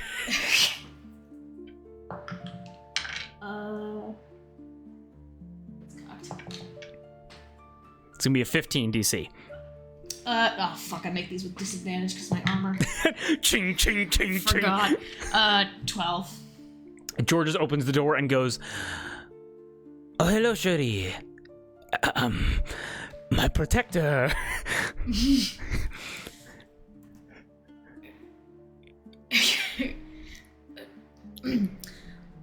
My lord, may we speak privately? The door opens. He like kind of opens the door, and Amelie is able to get an amazing look at you as she gets a 15 perception check. As she looks at you and goes, like you see, she's drinking red wine, entree vintage, entree like Merlot, and is looking you like straight in the face as she goes, "You," and she's getting plastered. My lady, apologies, miss, for arriving at a bad time. I simply wish for a private audience with the Duke. If I may steal him away for a moment. Oh my god. Oh, you want to steal him away, do you? You want to fucking steal him away? And she throws a wine bottle at you. Yeah, you can like see it's like slow motion. You're like, it shatters on the wall next to you. George is like flinches. You are just completely just stoned as she walks up and goes like, "Well, you wouldn't be the first, now would you?" Well, you wouldn't be the first. A private audience. I'm gonna walk in and just close the door so no one else sees or hears this. As you walk in and close the door, this has happened before. It's never been this bad before. This is the worst you've ever seen it. As Duchess Amelie looks to you and goes like,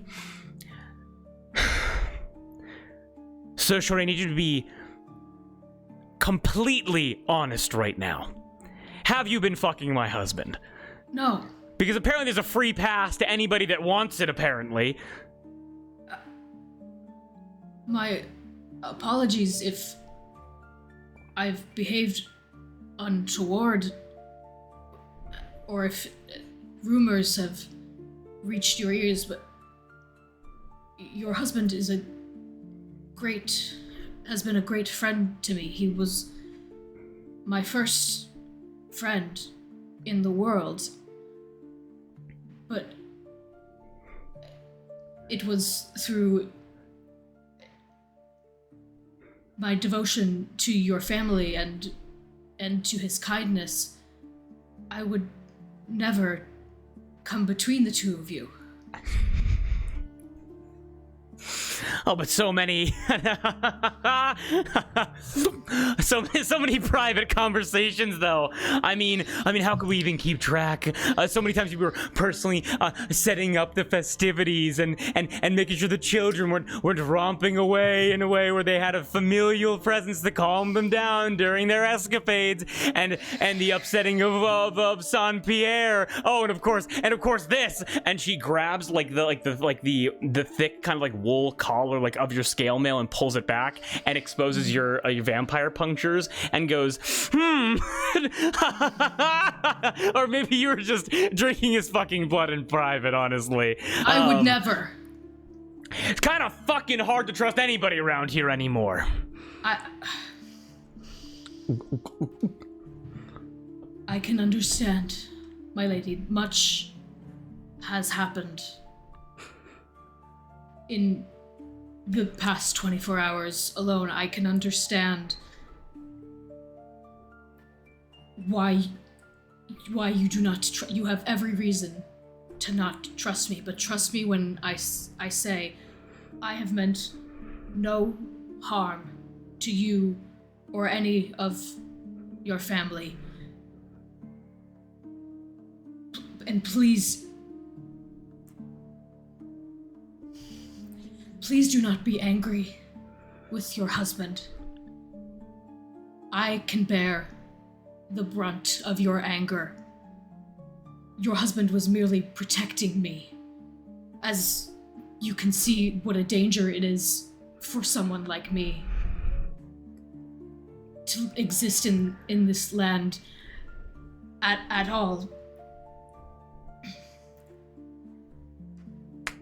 I apologize for not being forthright and honest with you, and not allowing your husband to be honest with you.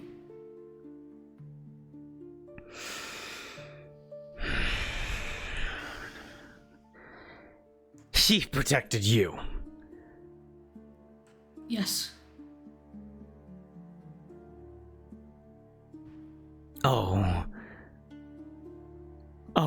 Oh, poor Cherie.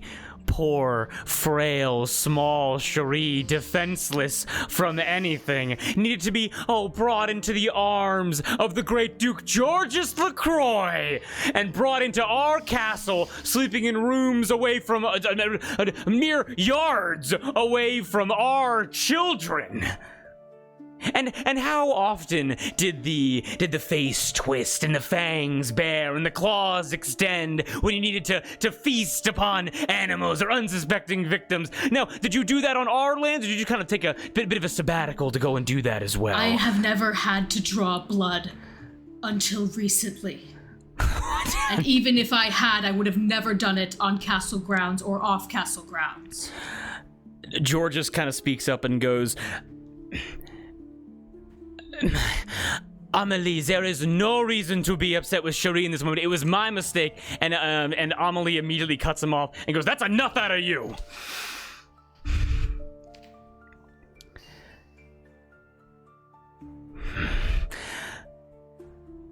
Now I think we are far past the pleasantries of me acting like a high court lady.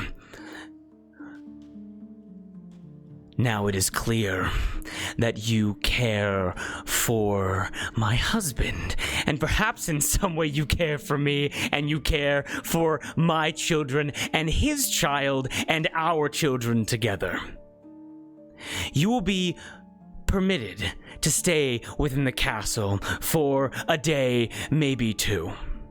You will be permitted to rest as you have saved our lives, saved our children's lives for the last time. But come that third day, if the sun rises and you are not turned to ash, then Saint Pierre will drive a stake into your heart.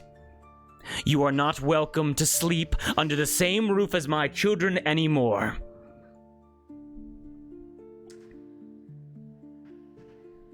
I understand, my lady. In fact, I came here to tender my resignation. Accepted. You are too generous to grant me 3 days. My companions and I will be gone in less than 24 hours.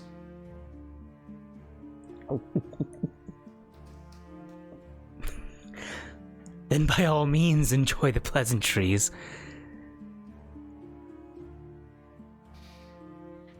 And perhaps it is too much to ask. But I came to ask the both of you for a means of passage.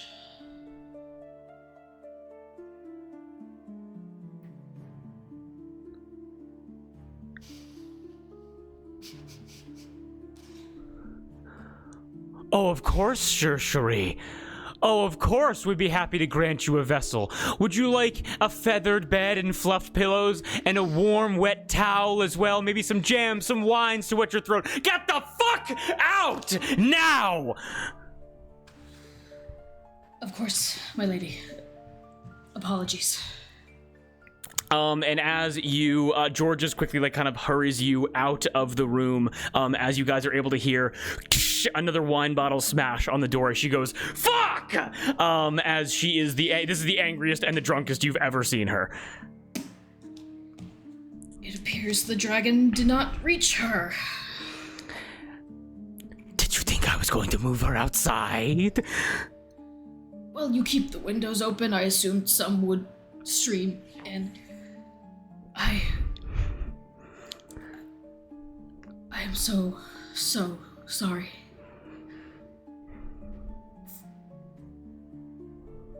For everything.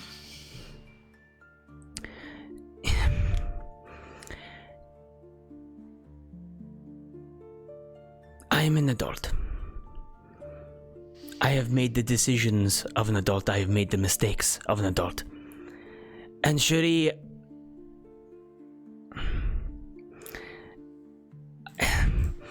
there are consequences when you act in such a way, and they have never felt as real as they do now.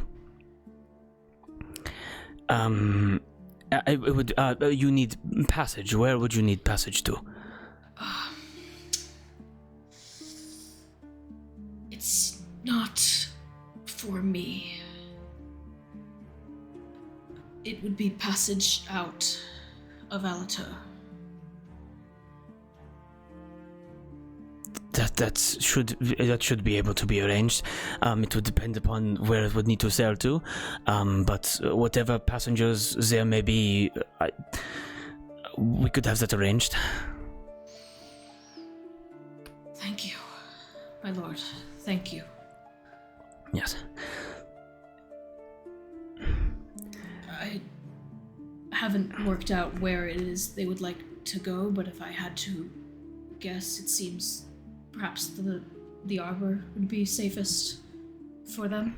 I think that is in terms of the wrath that will follow. Yeah, this is bad. That is, yeah, no one's gonna be able to find you there.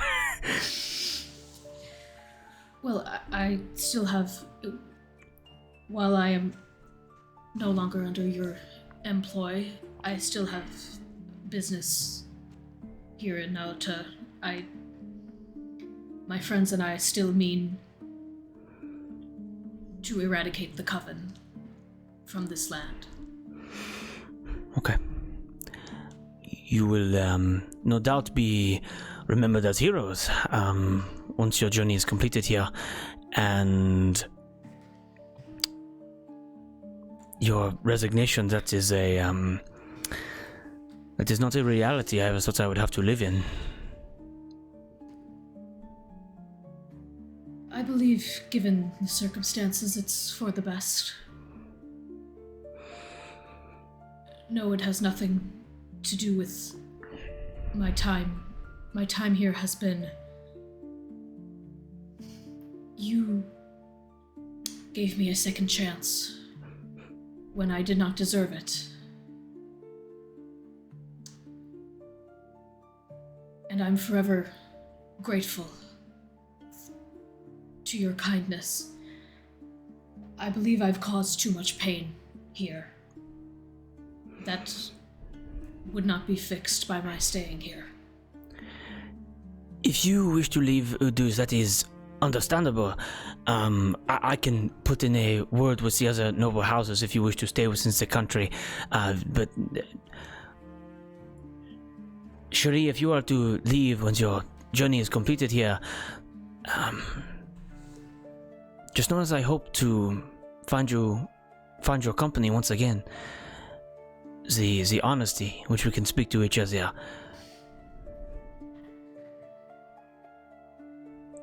I will write to you wherever I land, so you can reach me there.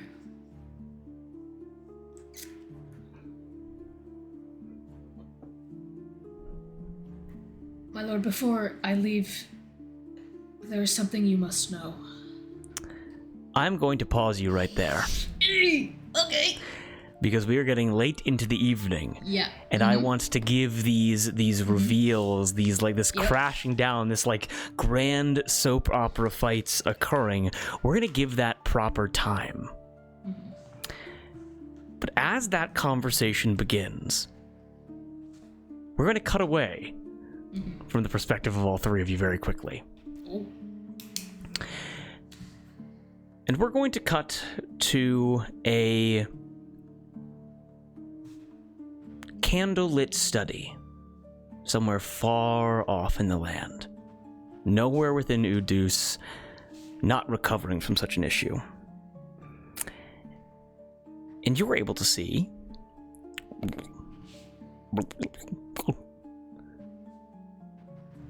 an empty wine glass. Its contents floating up above the glass. And you're able to watch this like crimson sheen of it begin to ripple.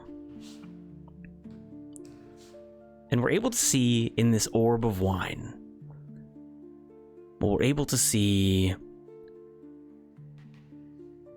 Allatour floating high above the castle, flying with Kosar, the wind rushing through her hair. We see the wine burble. We see it splosh and crash back into the glass as a hand with its middle finger as a pointer raises it back up out of the glass, the orb reforming. A sheen covers it once again, and we are able to see Cherie and Duke Georges in this orb, walking from a third-person perspective down the hallway. As this conversation continues, we're able to hear what they hear, we're able to see what they see, before, as the wine enters the goblet once again. We see paper, and we see a feather in an inkwell. We're able to watch as this hand grabs the goblet of wine, swirls it, takes a sip, places it back down, grabs the feather, and begins writing. Begins writing a letter.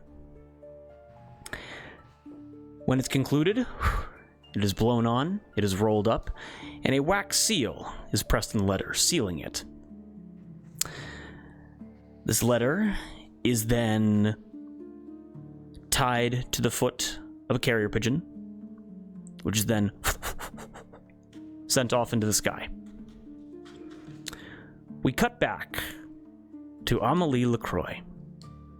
Several hours have passed since she has completely lost herself in the bottle. There's wine spilled all over the desk. Her head is laid there in it. Her hair, instead of being preened proper, her dress stained red, her face stained red, her hair soaking in this wine, as Duchess, I mean not to interrupt, a message for you, as a messenger comes in with the letter that was taken by the carrier pigeon. As this letter is handed over to Amelie, who is as her face unsticks from the desk, as she, give it here. She snatches it, she looks at the wax seal, her brow furrows, she breaks the wax seal, she opens the letter, she reads it. Her eyes widen. She puts it down, narrowly avoiding the wine, reads it again. And as Amelie concludes reading this letter, she immediately grasps towards her own papers, her own inkwell with feather. She grabs up papers of her own, looks back towards this paper. She thinks for a moment. And anger flashes across her face as she begins writing once again, as wine, almost like blood, begins soaking into this letter. The contents not revealed. What Amelie writing not revealed, as we're going to end tonight's session. What is this about? We're trying some new You're stuff. telling me we've been scryed on this whole time? Oh. Somebody's been watching us this whole time? Ladies and gentlemen, we all having a good time. Oh yeah. Yeah. Yes, and Is it yes. a wine themed scry? A wine, a wine. Just A wine. yeah, it's a scry, it's a wine. Okay. A squine. I have many questions. Oh, that's what the wisdom save was for. Jesus Oh. Christ. You were like, it's charisma, right? And I was like, not charisma, it's a wisdom save. We were like, okay. Yeah. So So, bad. I gotta say right now, I don't think I've ever screamed that loud in my entire life. That was scary. that came from. She scared me. Just I don't please. like that came from her. the that came from the soul. Drew, do you have any demons you're working through right now? Only privately. Oh my goodness. Yeah. She's the kind of person that you meet once and you go, oh. She's the kind of person that if she was your friend's mom at a sleepover, you would never go back to that house ever again. I was about to say that's a friend's parent you meet once and you go, oh my god. Oh my god. Oh my god. God. And that's the thing, and I mean this openly and honestly because we all know what Shuri was about to say in terms of like confessing it to Georges, and and I'm gonna be honest, we did not have the time for that. I apologize. Because that gives me more time to think what I was gonna say. Yeah, what the fuck? You can still change your mind. Well, because it's one of two things I could say. I love how, like, I'm banging your daughter, and your son is still alive. Yeah, Right. oh, yeah. So, well, flip a coin about it. You can decide which one. Which one, You how. can say, I'm just so grateful Yep. for everything you've done for Exactly. me. I go, JK. You could just. Shuri Oh my is. gosh. You're morphing into a paladin the way you're just keeping to these oaths. You're gonna be honest, and then you're gonna burn every Yep. bridge in this country, Yep. save the day, and then leave. Oh Yep. my goodness Look where that got gracious. me. Imagine like the heroic music at the end, and it's like, Les Jollies, saviors of Allatour, thank you for your selfless acts of service. We have invited all of the heads of the noble families here to throw a feast in your honor. oh no. For Harvest Day shall be renamed the Day of Gems, the day of those that are beautiful.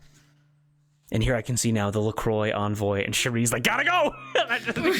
This was great. Bye. Thanks for the honor. Yeah. Bye. Waxy's fucking the Pavel's coming. Oh my god. And Hopper's Yeah, like, that I'll was done stay for the okay. party. I'll have a great time. We left on okay terms with the Pavels. Yeah, That I just ended- don't like them. That ended on incredible terms, honestly. Yeah. If, I mean, compared to this. Yeah. Oh, absolutely. And honestly, kind of love the switch up of like, oh, the trickster got the happy ending, and the noble knight is getting fucking disparaged. Excommunicado. Yep. I don't mix business with my personal life. Yeah. That's You- what you don't it- shit while you I eat. just learned Nope. that. I Yeah. just learned. It's not That's a shit good while idea. you eat, it's shit where you eat. That's a totally I was other- thinking about it of like if Palm manages to get a ship and is like, Cherie, come travel the world with me, and Hathor with her pirate ship being like, yeah, Cherie, go explore the world. Yeah, why don't you go do that? So and Cherie operas being don't- like, Why does this keep happening to me? Cherie being It like, is- I can't swim, I'm just gonna stay on land. Cherie's My like, armor will ladies, take me to the bottom of the ocean. ladies, please. There's enough of me to Ladies, go around. I'm trying to get my work done type shit. It is hilarious. Well, I realized I was about to speak. I may be throwing stones from a glass house. I was okay. about Go on. to say. Go on. oh, it's kind of funny that out of the three of us, that Cherie has the most messy personal life. But then I was like, You are banned maybe from I'm a realm. speaking too soon. Yeah. I think we all have messy personal lives. I've sucked and fucked my way across this entire continent. Exactly. So vulgar. And there goes Allatour, sucking and fucking away across the lands. Who's that blowing the guard over there? It's Hawthorne. It's Allatour or Lily. Oh my god, that joke! It's finally back! Yeah. Oh, man. And so, but that's the thing, and because towards the because again, well, like we are now out of the Udus arc like properly, and we are now in like a little bit of an interim like preparation, like role play esque middle, and then we're on to the final arc of Allatour. So Oh, Bonkers. crazy. bonkers, yeah, exactly. And I want, and by the way, I'm trying to use those like cutaway scenes more, just to be clear about this. I like it. I'm trying to use that more, not in the way of like, and this is my story, fuck the player characters, more so in the way of like, I'm realizing now it's really to the way which we play this game. It is really hard to set up things that have satisfying payoffs with how quickly we have to play these sessions. Does that make sense? Because we only have like 2.5 hours for it. And I can't give you guys like physical stuff basically. And so I'm like, you know what? Take 3 minutes. Let's see how these cutaway scenes work. Let's see how well they set things up and get your brains working, and we'll go from there. So Makes sense. Do we level up? Do we? not yet. No, You're coming up on it. You have not left the castle yet. Do we get a long rest? You do. Well, I'm gonna say honestly, not yet. No, we're getting to it. Okay. Damn. And apologies, Darby, that we weren't able to get to Spritz and Burke. No, all good. I was watching the hell out of my shows. Oh, I had yeah. a great time. I had a great time. Yeah. So Yeah, yes. truly. At the end, you're like, who do you talk to? And me as Hathor, I was like, I don't want to talk to I don't want to talk.